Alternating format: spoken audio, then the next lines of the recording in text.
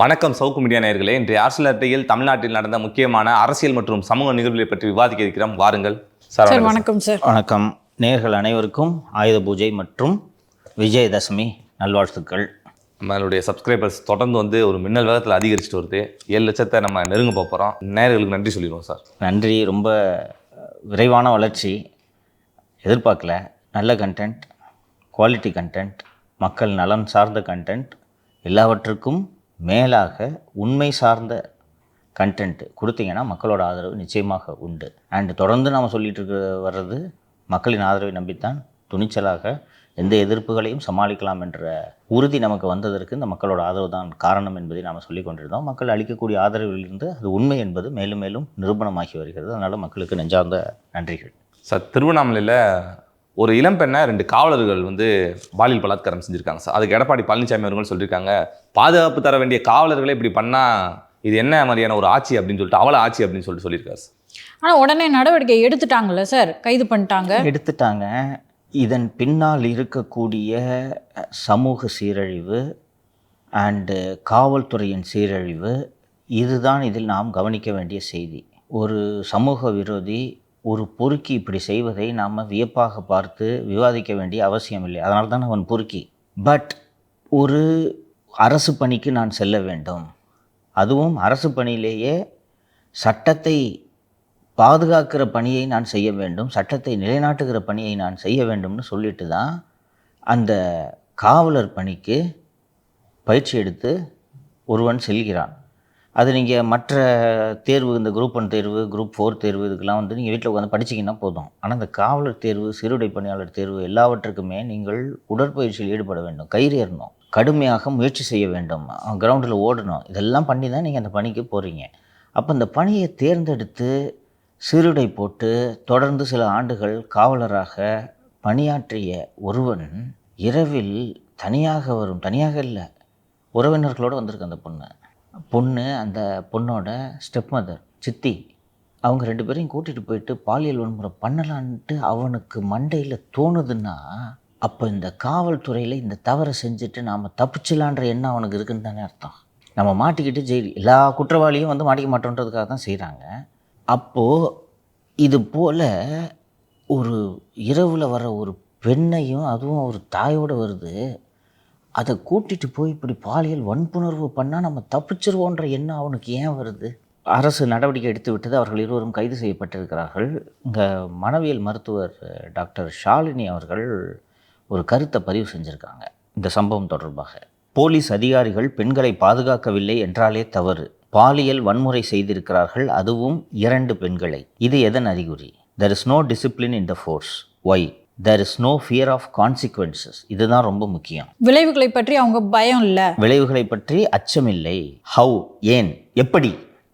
There is no fear of authority. எனக்கு மேலே ஒரு அதிகாரி இருக்கிறார் என்ற அச்சம் போய்விட்டது. எப்படி? How come? There is no real authority. மேலே உயரதிகாரிகளே இல்லை, உயரதிகாரி குறித்து அச்சம் இல்லை, உயரதிகாரி என்ற ஒருவரே இல்லை. உயரதிகாரி என்று ஒருவரே இல்லை என்றால் அதை நம்ம ஏன் மேலே தான் டிஎஸ்பி, அடிஷ்னல் எஸ்பி, எஸ்பிலாம் இருக்காங்களே அப்படின்ட்டு பொருள் அல்ல. இவன் யோக்கியம்மா, இவன் என்ன கேள்வி கேட்கறது? என்னது? ஆமாம், முதல்வர் என்பவர் ஒருவர் இருந்தும் நிஜமான அதிகாரம் என்பதை அவருக்கு கீழ் வேலை செய்யும் யாரும் உணரவில்லை. அதனால் ஒரு க்ரீப்பிங் அனார்கி ஏற்படுகிறது. அனார்கி என்றால் ஆல்மோஸ்ட் காட்டுமிராண்டித்தனம் என்பதற்கு ஒப்பாக அதை சொல்லலாம்.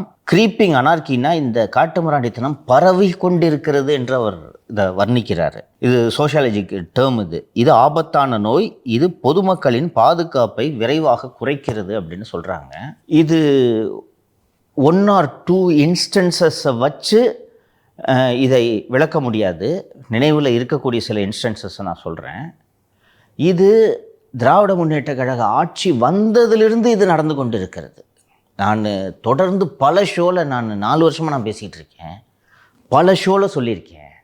சிஎம்மை பார்த்து அச்சம் இல்லைன்னு நான் எத்தனை முறைமா சொல்லியிருக்கேன், ஒருத்தருக்கும் பயம் இல்லைன்ட்டு. அதோட நீட்சி தான் இதுன்னு இவங்க டாக்டர் குறிப்பிடுறாங்க. அதோட நீட்சி தான் இது. நான் பல நிகழ்ச்சிகளை சுட்டி காட்டி அவற்றை உதாரணங்களாக எடுத்துக்கொண்டு நான் சொல்லியிருக்கிறேன். நம்ம தப்பு பண்ணோன்னா நம்ம தலை உருளுன்ற அச்சம் அதிகாரிகளுக்கு வேண்டும். நான் இந்த ஜெயலலிதாவோட உதாரணத்தை சொல்லியிருக்கேன். இது மாதிரி இன்னும் பல உதாரணங்களே ஜெயலலிதாவின் ஆட்சி காலத்திலிருந்து நாம் எடுக்க முடியும். எப்போ எங்கேருந்து கத்தி வரும்னே தெரியாதுப்பா. இப்போது ஓய்வு பெற்று விட்டார் திரு சாரங்கன் என்று. சென்னையிலலாம் அடிஷ்னல் கமிஷனராக இருந்தார். ஓய்வு பெற்ற ஜியாலஜியோட டைரக்டர் ஒருவர் தொழிலதிபராக இருக்கிறார். இப்போ இந்த சபாநாயகர் இருக்கார் அப்பாவும், இந்த அப்பாவும் இன்னொருத்தரும் லோக்கலில் ஒருவரும் சேர்ந்து கொண்டு வைகுண்டராஜன் டீம்னு தான் நினைக்கிறேன், இந்த ஜியாலஜி டைரக்டராக இருந்து ஓய்வு பெற்றவரோட நிறுவனம் ஒன்று, அந்த நிறுவனத்தோட ஷேர்ஸ் எழுதி வாங்கணும். அவர் கொடுக்க மாட்டேங்கிறாரு. இவர் ஒரு பார்ட்னரை வச்சு கம்ப்ளைண்ட் கொடுக்க வச்சு திருநெல்வேலியில் கேஸை போட்டு சென்னையிலேருந்து இந்த ஆளை வண்டியில் கூட்டிகிட்டு போய் ஹாஸ்பிட்டலில் அட்மிட் பண்ணி அங்கேயே வச்சு ஷேரை எழுதி வாங்கிட்டு விட்றாங்க. கூட திருநெல்வேலி எஸ்பி சாரங்கன் இன்டெலிஜென்ஸ்லேருந்து ரிப்போர்ட்டு வந்ததும் சாரங்கனை சென்னைக்கு வர வச்சு சென்னையிலேருந்து திருப்பி போகும்போதே அவருக்கு சஸ்பென்ஷன். யார் சார் பண்ணது? ஜெயலலிதா 2001 ஆட்சி காலகட்டம். ரவீந்திரநாத் என்பவர் தான் அப்போது டிஜிபியாக இருக்கிறார். டெல்லிக்கு ஆல் இண்டியா டிஜிபிஸ் கான்ஃபரன்ஸ் நடக்குது. இவரும் இங்கேருந்து கிளம்பி கான்ஃபரன்ஸுக்கு போயிட்டு கான்ஃபரன்ஸ் அட்டன் பண்ணல, அங்கே போய் ரூமில் ஃப்ரெண்ட்ஸோட ஜாலியாக இருந்துருக்கிறாரு. ஏர்போர்ட்லேருந்து வந்து இறங்கின உடனே சஸ்பென்ஷன் ஆர்டர் சர்வ் பண்ணுறாங்க. புரியுதா? வந்து அவர் ஆஃபீஸ்க்கு வந்து இறங்கும் போதே அவர் HOPF டிஜிபி தலைமை இயக்குனர். அப்போ மற்றவங்களாம் எப்படி பயம் வரும்? இந்த வைகோ கதையை சொன்னேன், என் நடராஜன் டிஜிபி கூடுதல் டிஜிபி கதையை. இது மாதிரி 1000 உதாரணங்களை ஜெயலலிதாவோட ஆட்சி காலத்தில் சொல்ல முடியும். அதுதான் ஷாலினி குறிப்பிடுகிற authority. There is no real authority. 66 பேர் கள்ளச்சாராயத்தால் சாவுறான். அந்த கலெக்டரை மாற்றுறீங்க, எஸ்பியை சஸ்பெண்ட் பண்ணுறீங்க. 3 மாதத்தில் இந்த எஸ்பிக்கு வேலை கொடுக்குறீங்க. இது வரைக்கும் இந்த திமுக ஆட்சியில் நடந்த தவறுகளுக்கு பொறுப்பேற்று எந்த IPS IAS அதிகாரி இது வரைக்கும் சஸ்பென்ஷனில் இருக்கார் சொல்லுங்கள்? எந்த அதிகாரி சஸ்பென்ஷனில் இருக்கார்?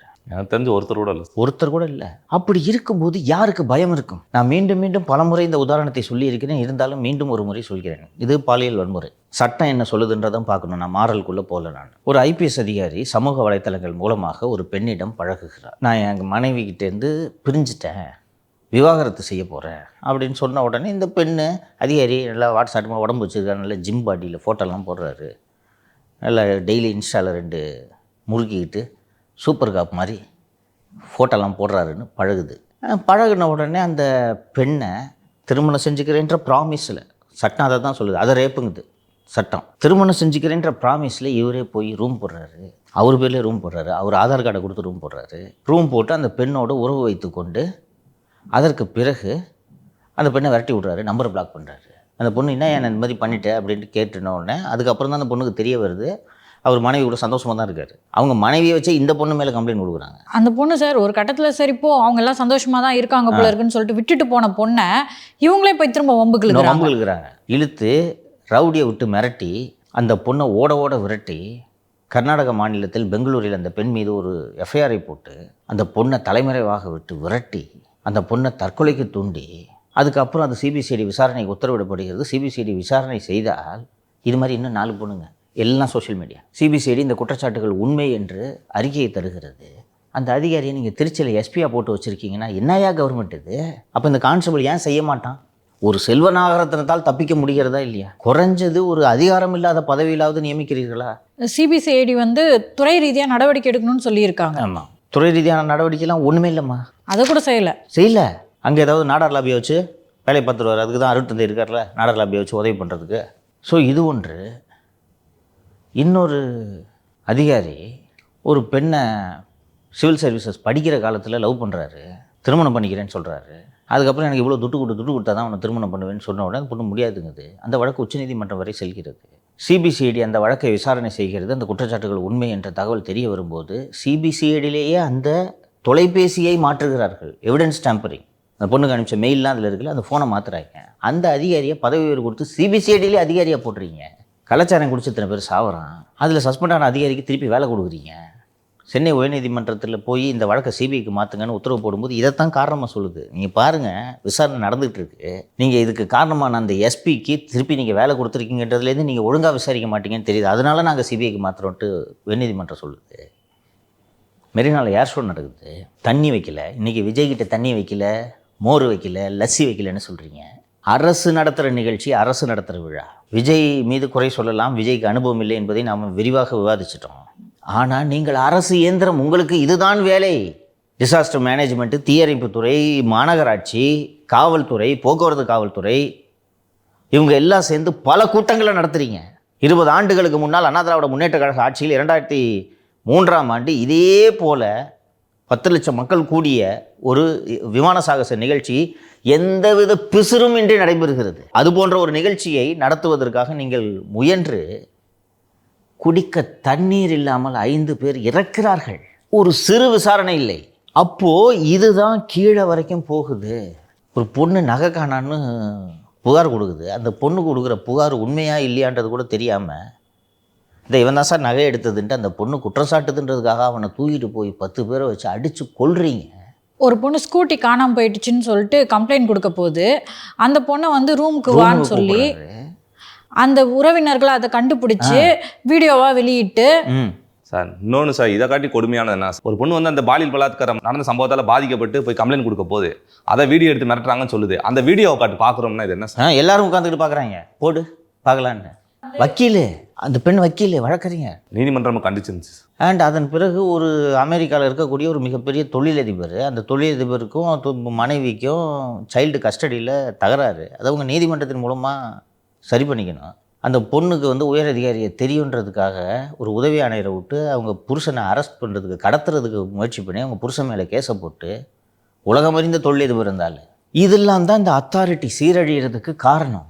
இன்னொரு உதாரணம் தான், நம்ம நிகழ்ச்சியிலே நடந்த உதாரணம். பெண்ணு ஒரு குரூப் 1 ஆஃபீஸரும் ஒரு ட்ரெஷரி ஆஃபீஸரை கல்யாணம் பண்ணி வைக்கிறாங்க. ஏகப்பட்ட கோடி ரூபாய் செலவு பண்ணி கல்யாணம் பண்ணி வைக்கிறாங்க. அப்பட்டமாக வரதட்சணை கேட்டு கொடுமைப்படுத்துகிறாங்க. மேரேஜும் கன்சூமேட் ஆகலை. ஏதோ ஒரு காரணத்தில் ஓங்கி 2 அடி அடிக்கிறா. படிக்க போகிறேன்னு சொல்லிட்டு வேற அப்ஸ்காண்ட் ஆகிடுறாரு. போயிட்டு ஃபோனை கூட எடுக்கிறது இல்லை. அந்த பொண்ணு எனக்கு நியாயம் வேணும்னு போலீஸ் ஸ்டேஷனுக்கு போனால் அந்த பொண்ணுக்கு காயம் ஏற்பட்டிருக்குன்னு சர்டிஃபிகேட் கொடுத்த டாக்டரை போய் ஒரு உமன் இன்ஸ்பெக்டர் மிரட்டுது. அதுவும் பொது இடத்துல வச்சு தூக்கி உள்ளே வச்சிட வேண்டாம் ஒன்றுட்டு மிரட்டுது. அதை பற்றி நியூஸ் போட்டால் எங்கள் மேலே கேஸ் போடுறீங்க. இதெல்லாம் இந்த சீரழிவுக்கான உதாரணம். இது எல்லாரும் பார்க்குறான். இன்றைக்கி சமூக வலைத்தள காலம். ஒரு 30 ஆண்டுகளுக்கு முன்னாடி இந்த சமூக வலைத்தளங்கள் இல்லை, இணையதளம் இல்லை. ஏதாவது நடந்துச்சுன்னா தந்தியிலையோ தினமலர்லையோ நியூஸ் வந்துச்சுன்னா தான் ஒரு சின்ன கட்டம் போட்ட செய்தி வரும். அப்போ தான் தெரியும். இன்றைக்கி எல்லாத்தையும் பார்க்குறான். அப்போது ஆட்டோமேட்டிக்காக உன்னை அறியாமல் உன் மனசில் இது போகும். ஓ, தப்பிச்சலாம் போல இருக்குது. இவனுங்கள்லாம் இருக்கானுங்கள்ல, அவங்க இந்த Stalin எழுதுகிறாங்களே, there is no real authorityன்னு. நீங்கள் ஜெயிலில் இருந்தீங்க சார். அப்போ வந்து ஒரு கைதி வந்து ஜெயிலில் இருக்கார். அவரை பார்க்க போகிறாங்க மகளும் அம்மாவும். அந்த மகளை கையை பிடிச்சி போலீஸ் இழுத்துருக்காங்க சார். அந்த பொண்ணு வெளியே வந்து அந்த போலீஸை செருப்பால் அடிக்குது. நான் மதுரை பிரிசனில் இருக்கேன். இப்போ அரசு ஊழியரை இந்த மாதிரி அந்த பொண்ணு தாக்குச்சுன்னு அந்த பொண்ணு மேலேயே வழக்கு போட முயற்சி பண்ணுது சார். இதெல்லாம் இந்த சீரழிவுக்கான அறிகுறி. there is no real authority. முதல்வர் என்பவர் ஒருவர் இருந்தும் நிஜமான அதிகாரம் என்பதை அவருக்கு கீழ் வேலை செய்யும் யாரும் உணரவில்லை. ஸோ சிஎம் பத்திர பயம் போயிடுச்சு. இவரை பொம்மை முதல்வர்னு நான் சொல்றது திரு ஸ்டாலின் அவர்களை இழிவுபடுத்த வேண்டும் என்பதற்காக அல்ல. இவரை ஏமாத்திலான்ட்டு இவங்க எல்லாரும் நம்புறாங்க, ஏமாத்திக்கிட்டும் இருக்காங்க. நடக்கிறது எந்த விஷயமும் தெரியாது. நான் மிகைப்படுத்தி அவரை குறைத்து பேச வேண்டும் என்பதற்காக நான் சொல்லலை, நான் நடக்கிறத சொல்றேன். இன்டெலிஜென்ஸ் ரிப்போர்ட்டை கூட துணை முதல்வர் தினேஷ் தான் படிக்கிறாரு. இப்போ முதலமைச்சர் என்ன சார் பண்ணுறாரு? உட்காந்து இந்த மாதிரி ஷூட்டிங் நடத்தி கொண்டு இருக்கிறார். இன்னைக்கு வீடியோ எடுக்கணும் சார்னா வீடியோ எடுக்கிறாரு. முதல்வரை நன்றாக ஏமாற்றலாம் என்பதை இந்த எல்லா அதிகாரிகளும் புரிந்து வைத்திருக்கிறார்கள். அவருக்கு எதுவும் தெரியாது என்பது எல்லோருக்கும் தெரிகிறது. தூத்துக்குடி துப்பாக்கிச் சூடு சம்பந்தமாக ஊராக பேசி நீங்கள் அதை வைத்து தான் வாக்குகள் வாங்கி ஆட்சிக்கு வந்திருக்கிறீர்கள். அந்த அதிகாரிக்கு பதவி உயர்வு என்று கோப்புகளில் எழுதி உங்களிடம் வைக்கும் போது அதே அதிகாரிக்கு பதவி உயர்விலும் இவர் கையெழுத்து போடுகிறார். ஒரு அதிகாரி பல்ல புடுங்கினாரு, அவருக்கு என்ன பதவியில் வச்சிருக்காங்க? அப்போ ஏதோ ஒரு காரணத்துக்காக அந்த பல்வீர் சிங்கை நீங்கள் பதவியில் இருந்து இடைநீக்கம் செய்கிறீர்கள். அப்போ அந்த பல்வீர் சிங்கை மீண்டும் பணியமர்த்தும் கோப்பு உங்களிடம் வைக்கப்படும் போது எதற்காக என்பதை கேள்வி கூட எழுப்ப தெரியாத ஒரு முதலமைச்சர் இங்கே இருக்கிறார். அப்போது இவர் பொம்மை முதல்வர் என்பதை இந்த ஒட்டுமொத்த அதிகார வர்க்கமும் உணர்ந்திருப்பதால் தான் இவ்வளவு அவலங்கள் நடந்திருக்கின்றன. அதோட நீட்சி தான் 2 காவலர்கள். இதில் சம்பவம் என்ன நடந்திருக்குன்னா, வாழைத்தார் ஏற்றிக்கிட்டு வர்றாங்க. அந்த வண்டியில் அந்த நபர் இருக்கிறார், அவரோட மனைவி, 2வது மனைவி அவருக்கு மகள்.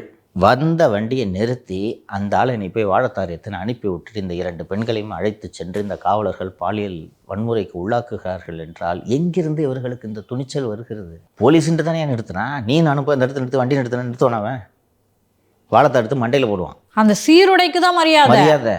அப்போ இந்த வேலி பயிரை மேய தொடங்கும் போது எவ்வளவு மோசமான ஆட்சி இங்கே நடந்து கொண்டிருக்கிறது. She is a psychiatrist. அவங்க இதை அப்சர்வ் பண்ணுறாங்க. யூனிஃபார்மில் இருக்கிற ஒருத்தன் ஒரு வண்டியை நிறுத்தி 2 பெண்களை வா அப்படின்னு கூட்டிகிட்டு போய் பண்ணுறான்னா இது மிகப்பெரிய சீரழிவுக்கான ஒரு அறிகுறி என்று தான் அவர்கள் இதை பார்க்கிறார்கள். இதை வந்து தினந்தோறும் பாலியல் வன்புணர்வு, பாலியல் வன்முறை சம்பவங்கள் குறித்து செய்திகள் செய்தித்தாள்களிலும் காட்சி ஊடகங்களிலும் வந்து கொண்டிருக்குது. அவங்களுக்கு அதெல்லாம் எடுத்து ஸ்டாலினிக்கு இதை எழுதணும்னு அவங்களுக்கு தோணலை. அத்தாரிட்டி இல்லை, அத்தாரிட்டி குலைந்து போய் இருக்கிறது என்பதை அவர்கள் உணர்ந்ததால் இதை பதிவு செய்கிறார்கள். ஸோ அப்படி இருக்கையில் இதனால் தான் இந்த ஆட்சி தொடரக்கூடாது என்கிறேன். இந்த ஒருவேளை அவங்க 2026 ஜெயிச்சிட்டாங்கன்னா தமிழ்நாடு எப்படி இருக்குன்னு நினைச்சு பார்க்கணும். ஆமாம், நான் ஜூலை 2023 தமிழக முதல்வரை துணை முதல்வரோட இல்லத்தில் போய் பார்த்த பிறகுதான் இந்த ஆட்சி நீடிக்கக்கூடாது என்ற முடிவுக்கு உறுதியாக நான் வருகிறேன். அவருக்கு எதுவுமே தெரியலன்றதை நான் 20 நிமிஷம் அவர்கிட்ட பேசிட்டு இருந்தேன். 20 நிமிஷத்தில் நான் கண்டுபிடிச்சிட்டேன் இவருக்கு தெரியல. அவர் தெரிந்து கொள்ளவும் விரும்பவில்லை. போய் சொல்ல ஆரம்பிக்கிறேன், சார் இந்த அதிகாரிகள் நல்லா தான் வேலை பார்க்குறாங்க அப்படின்ற ஆள்கிட்ட நீ என்ன பேசுவ? அதான் சார், அவர் பேசும்போது நம்மளுக்கு புரிஞ்சுக்க முடியுது சார். இந்த இன்சிடென்ட் எல்லாம் அங்கொன்றும் இங்கொன்றுமா நடக்குது. எதிர்கட்சிகளும் பத்திரிகையாளர்களும் பெரிதாக்குகிறார்கள். அவரோட நம்பிக்கை கரெக்டாங்க சார். அதையெல்லாம் சரி செய்வதற்காகத்தான் நீங்கள் ஆட்சி செய்கிறீர்கள். இந்த தவறுகள் உங்கள் ஆட்சி என்பதால் தான் நடக்கிறது. இதுக்கு வேறுபாடு இருக்கு. இப்படி ஒரு சில தவறுகளை வச்சு தானே சார் உங்க ஆட்சிக்கு வந்தாங்க. அந்த தவறுகளை களைவதற்கு நீங்கள் நடவடிக்கை எடுக்கவில்லை. அந்த தவறுகளை செய்தவர்களே மீண்டும் அதிகாரத்தில் நீடிக்கிறார்கள்.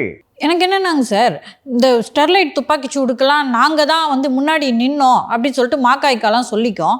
இப்போ அவங்க தானே சார் கேட்கணும், உங்கள் ஆட்சியில் அந்த சுட்டவங்களுக்கு எதுக்கு ப்ரமோஷன் கொடுத்தீங்கன்னு. அவங்க எதுவும் வாய்ஸ் அவுட் பண்ண மாதிரி தெரியலையே சார். அந்த சோன்பப்படி வியாபாரிகளாம் மாதந்தோறும் பணம் வருகிறது. அதனால் இந்த ஆட்சியை வாழ்த்தி பேசுவது மட்டும்தான் அந்த சோன்பப்படி வியாபாரிக்கெல்லாம் வேலையே. எது நடந்தாலும் திமுகவை வாழ்த்தி பேச வேண்டியாமா. நான் பல முறை விரிவாக பேசிட்டேன். ஒரு முதலமைச்சரை ஊற்றி கொடுத்த உத்தமின்னு பேசினவங்க நீங்கள் பேசுனீங்களா இல்லையா? நீங்கள் ஊற்றி கொடுக்கலையா அந்த ஆளுங்க? ஒரு வார்த்தை வாய் திறந்தீங்களா? அதிமுக ஊற்றி கொடுத்தா கசக்குது, திமுக ஊற்றி கொடுத்தா இனிக்குது. குடிச்சிட்டு தான் பேசுறாங்கன்னு நினைக்கிறேன். மருதையனுக்கு, இவங்களே மாக்காய்க்காக்கு, இவங்களே ஊற்றி குடிச்சிட்டு தான் பேசுறாங்கன்னு நினைக்கிறேன். நேற்று மருத்துவர் ஷாலினி கரூர்ல நடந்த சம்பவத்தை பத்தி அவங்களுடைய கருத்தை சொல்றாங்க. அதை பத்தி திரு மருதையன் உட்காந்து பக்கம் பக்கமா பேசுறாரு. இதை ஏன் பேசல, இதை ஏன் பேசாம கடந்து போறாரு?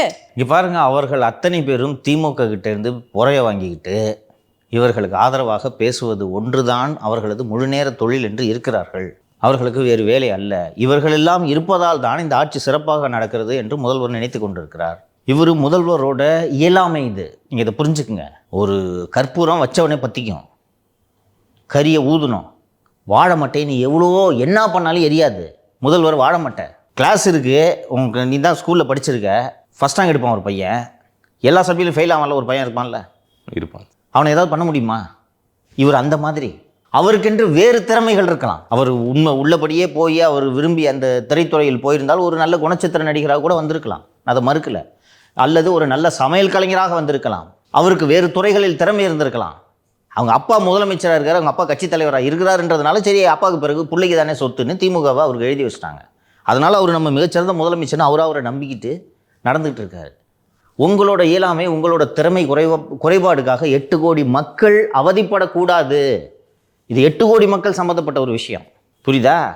கொரோனா சமயத்தில் லாக்டவுன் வந்து வீட்டுக்குள்ளே கடை எங்கேயும் வெளியில் வராதுன்னு சொல்லும்போது கஷ்டமாக தான் இருந்துச்சு. ஆனால் அது பரவி இந்த இனம் அழிந்து விடக்கூடாதுன்றதுக்காக எல்லாரும் சேர்ந்து ஒரு முடிவெடுக்கிறார்கள்.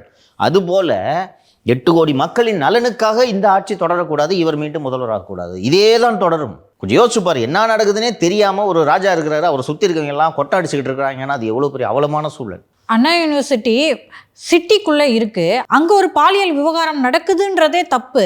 அதில் ஒரு அதிகாரி தான் வந்து இதை பண்ணியிருக்காரு அப்படின்னு பேசப்படுறதே உங்கள் ஆட்சியோட மிகப்பெரிய அவலம் இல்லையா? அவலம். அந்த அதிகாரி இன்னைக்கு வரைக்கும் தப்பிச்சுட்டு தானே இருக்காரு. உங்களால் அவர் மீது நடவடிக்கை எடுக்க முடிஞ்சுச்சா? அந்த விசாரணையை ஊற்றி மூடிட்டு அந்த அதிகாரியை நீங்கள் காப்பாற்ற தானே செஞ்சீங்க. இன்னொன்று, அந்த அதிகாரியை காப்பாற்றுவதன் மூலமாக திரு மு க ஸ்டாலின் அவர்களுக்கோ திரு உதயநிதி அவர்களுக்கோ இல்லை இந்த அமைச்சர்களுக்கோ என்ன பலன்?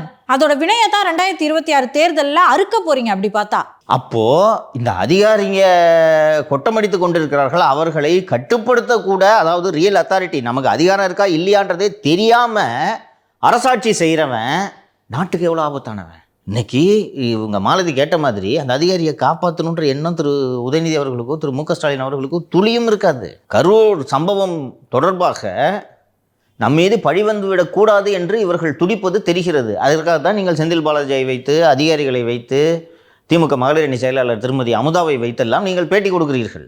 ஆனால் அதற்காக ஃபெலிக்ஸை கைது செய்ய வேண்டும் என்பது முதல்வரின் எண்ணம் கிடையாது. ஆனால் நீங்கள் அவரை கைது செய்கிறதுனால ஏற்படக்கூடிய மோசமான விளைவுகளை இந்த கட்சி தான் அறுவடை செய்ய போகிறது. இந்த கட்சி அறுவடை செய்ய போகிறதே, இதற்கு காரணமான இந்த அதிகாரிகள் மீது நடவடிக்கை எடுக்க நமக்கு அதிகாரம் இருக்கிறதா இல்லையா என்பது கூட தெரியாத ஒரு முதல்வர் நாட்டை ஆளக்கூடாது. இது புற்றுநோய் பரவி கொண்டிருக்கிறது என்பதை தான் ஷாலினியோட அந்த கருத்து நமக்கு உணர்த்துகிறது. இது ரொம்ப ஆபத்து. இப்போ இந்த கரூர் விவகாரத்தில் கூட சார் பொறுப்பு டிஜிபி இருக்கிறது தான் தவறு, அதுதான் இந்த இன்சிடென்ட்டுக்கு முக்கியமான காரணம்னு சொல்லிட்டு அதிமுகவுடைய எம்பி திரு இன்பதுரை சொல்றாரு, திருமதி சசிகலா சொல்றாங்க, தியாகத்தாய் சின்னம்மா அவர்கள் சொல்றாங்க. இப்போ அதுவும் ஒரு காரணம் தானே சார். நீங்க பொதுவா சொல்லுவீங்க சார் பொறுப்பு டிஜிபி இருக்கணுமா இல்ல எந்த டிஜிபி இருக்கணும் அப்படிங்கிறத ஒருவேளை சீமா அகர்வாலோ ராத்தோரோ ராஜீவ்குமாரோ வேணாம் அப்படிங்கிறத முதல்வர் ஸ்டாலின் நினைச்சாருன்னா ஓகே, பட் அதிகாரிகள் நினைக்கிறாங்கன்றத இங்க சிக்கல் அப்படின்றீங்க. நடவடிக்கை ஒண்ணு தானே சார். முதலமைச்சர் நினைச்சா என்னாகும், அதிகாரிகள் நினைச்சா என்னாகும், அதுல என்ன வேறுபாடு இருக்குன்னு நீங்க சொல்றீங்க? முதலமைச்சர் நினைத்ததை செய்வதற்கு அவருக்கு மக்கள் அதிகாரம் கொடுத்திருக்கிறார்கள். முதலமைச்சர் மக்கள்கிட்ட அவரோட கட்சியை ஓட்டு வாங்க வச்சு அவரது கட்சி பிரதிநிதிகள் அவரை முதல்வராக தேர்ந்தெடுத்து அவருக்கு தான் அந்த அதிகாரத்தை கொடுத்திருக்கிறார்கள். அவருக்கு இருக்கக்கூடிய அதிகாரத்தை இந்த அதிகாரிகள் பயன்படுத்தக்கூடாது என்று நான் சொல்கிறேன். ஏன் முதல்வர் நினைச்சா செய்யலாம்னா முதல்வரை நம்ம விமர்சனம் பண்ணலாம், முதல்வர் தொடர்ந்து தப்பு பண்ணார்னா முதல்வரை நம்ம தண்டிச்சிருவோம். ஒரு மாதம் முடிஞ்சு இப்போ 2வது மாதம் ஆரம்பிச்சிருச்சு, பொறுப்பு டிஜிபியை போட்டு வச்சிருக்கிறீங்க. இந்த பொறுப்பு டிஜிபியை போடுறதுக்கு ஒரு 4 அதிகாரிகள் காரணமாக இருந்திருக்கிறார்கள் அல்லவா? இந்த அதிகாரிகளை எப்படி தண்டிப்பீர்கள்? Power without accountability, that is dangerous. இந்த அல்வா அதிகாரியும் அருட்தந்தையும் ஐஸ்கிரீம் அதிகாரியும் எந்த விதமான தண்டனையும் இன்றி எந்த விதமான பொறுப்பும் இன்றி அதிகாரத்தை அனுபவிக்கிறார்கள். நாளை அண்ணா திராவிட முன்னேற்ற கழக ஆட்சி வந்தால் பழனிசாமியின் வீட்டு வாசலில் நின்று சல்யூட் அடித்து கொண்டு அவரிடம் ஆசி வாங்கி நல்ல பதவியை பெற்று இதே தவறுகளை செய்ய துணிவார்கள். அப்படி ஒரு எண்ணம் அவர்களுக்கு இருக்கும். பழனிசாமி விட மாட்டார். வந்தாங்கன்னா இவங்கெல்லாம் தலையில கட்டிடுவார், எனக்கு தெரியும் உறுதியா. இல்ல அங்கங்க அவர் சொல்றத பார்க்க முடியுதுங்க சார். போய் கேஸ் அவருக்கு தெரியுங்க. அவருக்கும் என்னோட கருத்து தான், இவர் பாவம் ஆட்சி நடத்த லாயில்லாத ஆளுன்றதை அவருக்கு நல்லா தெரிஞ்சுக்கிட்டாரு. இந்த அநியாயத்துக்கு காரணம் அவங்க கட்சிக்காரங்க மேலெல்லாம் கேஸு போடுறதுக்கு எல்லாத்துக்கும் காரணம் இந்த அதிகாரிங்கன்றது அவருக்கு நல்லா தெரியும். கொஞ்சம் யோசிச்சு பாருமா, இந்த ஐஸ்கிரீம் அதிகாரி இந்த கவர்மெண்ட்டில் அதிகாரமிக்க பதவிகளை சுவைத்து கொண்டு சந்தோஷமாக இருக்கிறீங்க நீங்கள் இன்றைக்கி. அவங்களுக்கு அது விசுவாசமாக இருக்கணும். பழனிசாமி சேலம் போகிறாரு, அவர் பக்கத்தில் உட்காந்துருக்கணும், இந்த பக்கத்து உட்காரு, 2 சீட்டை மாற்றி உட்காந்து பக்கத்தில் போய் உட்காந்து வெளியே சொல்லக்கூடாத முதல்வரின் உடல்நல குறைபாடுகளை அவரிடம் சொல்கிறார் என்றால் இந்த நபர் எப்படிப்பட்ட நபர் என்பதை தெரியாமலா இந்த பொதுச் செயலாளர் பதவிக்கு அவர் வந்திருக்கிறார்? அதனால் இவங்க யாரையும் சும்மா விட மாட்டார், தலையில கட்டி தொங்க விட்டுருவார், எனக்கு சந்தேகமே இல்லை. அதனால் தான் இது ஆபத்து என்கிறேன். அவருக்கு நமக்கு முதல்வருக்கு உண்மையிலேயே நமக்கு இவ்வளோ அதிகாரம் இருக்குன்றதே தெரியாது. ஐயோ இந்த ஆஃபீஸருங்க கோச்சிக்கிட்டாங்கன்னா சொல்கிறேன்ப்பா நான், சார் நீங்கள் சிஎம் நல்லா பண்ணுறீங்க, இந்த அதிகாரிங்க அதெல்லாம் அதிகாரிங்க நல்லா வேலை பார்க்குறாங்க, நீ இப்போ அடுத்து என்ன பேசுவீங்கிட்ட? ஒரு பேட்டியிலே கேட்டாங்க சார் அதிகாரிங்க, எந்த அதிகாரிங்க அப்படின்ற தான். நீ யார் அவங்க மனைவியை பற்றி கூட தப்பாக சொல்ல, அண்ணி இந்த மாதிரி பண்ணுறாங்கன்னா அப்படியா, அண்ணி என்ன பண்ணுது அப்படின்னு கேட்பாரு. அதிகாரியை பற்றி மட்டும் சொல்லணும், அவ்வளோதான். நீ மற்றவங்களை பற்றி பேசு, அதிகாரி பற்றி பேசாது. இப்போ நீ ஒரு சொல்ல வர்ற, சார் நேற்று ஷோவில் நீங்கள் ஒரு தப்பு பண்ணிட்டீங்கன்னு சொல்ல வர்ற, நீ சொல்ல வரும்போதே எனக்கு தெரியும்பா அப்படின்னா என்ன பண்ணுவ நீ? அவ்வளோதான். இவங்கிட்ட பேசுறதுக்கு செவுத்தில் போய் முட்டிக்கலான்னு போகல, அப்படி தான் நீ முட்டிக்கிட்டு வந்தேன். இனி இந்த குடும்பத்திடம் அதிகாரம் இருக்கக்கூடாது. அவருக்கும் ஒன்றும் தெரியல, அவர் எப்போதுமே உல்லாசபுரியில் இருப்பவர். இந்த கரூர் இன்சிடென்ட்டுக்கு அப்புறமேங்க சார் திரு எடப்பாடி பழனிசாமி அவர்கள் ஒரு அழகான பாயிண்ட்டை சொன்னார். நம்ம எல்லாருமே என்ன பார்க்குறோம், திரு உதயநிதி அவர்கள் இன்சிடென்ட் ஆனோனுமே துபாயிலேருந்து கிளம்பி வந்துட்டாருன்னு. எடப்பாடி பழனிசாமி என்ன சொல்கிறாருன்னா, கரூரில் இப்படி இன்சிடென்ட் ஆயிருக்கு, சுற்றுலா சென்றுட்டாரு துணை முதலமைச்சர். தினமா பார்க்கணும், உனக்கு எதுக்குப்பா துணை முதல்வர் பதவி சொல்லுப்பா. வந்த கையோட ஒரு இன்டர்வியூ கொடுத்துட்டு போயிட்டாரு பாருங்க. அப்போ அதான் வேலையா? அப்போ என்னன்னா அந்த சாவில் நம்ம ஃபோட்டோ வராமல் போயிட போகுது, அவ்வளோதானே. உனக்கு என்ன இருந்த அந்த அரசு கொடுக்குற நிதி உதவியை போய் அவங்க ஃபேமிலி கொடுக்க வேண்டியதானே? தூக்கி எறிஞ்சிட்டாங்கண்ணா சார்.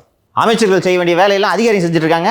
நீ பேட்டி கொடு, நீ விளக்கம் கொடு, நீ தானே அடுத்து ஆட்சிக்கு வர போற, நீ தான், உனக்கு தானே முதலமைச்சர் ஆகணும்னு ஆசை இருக்கு. எழுதி வச்சுக்கோங்க மாலதி, நான் சொல்றதெல்லாம் நீங்கள் 2 பேரும் நம்புறதே இல்லை.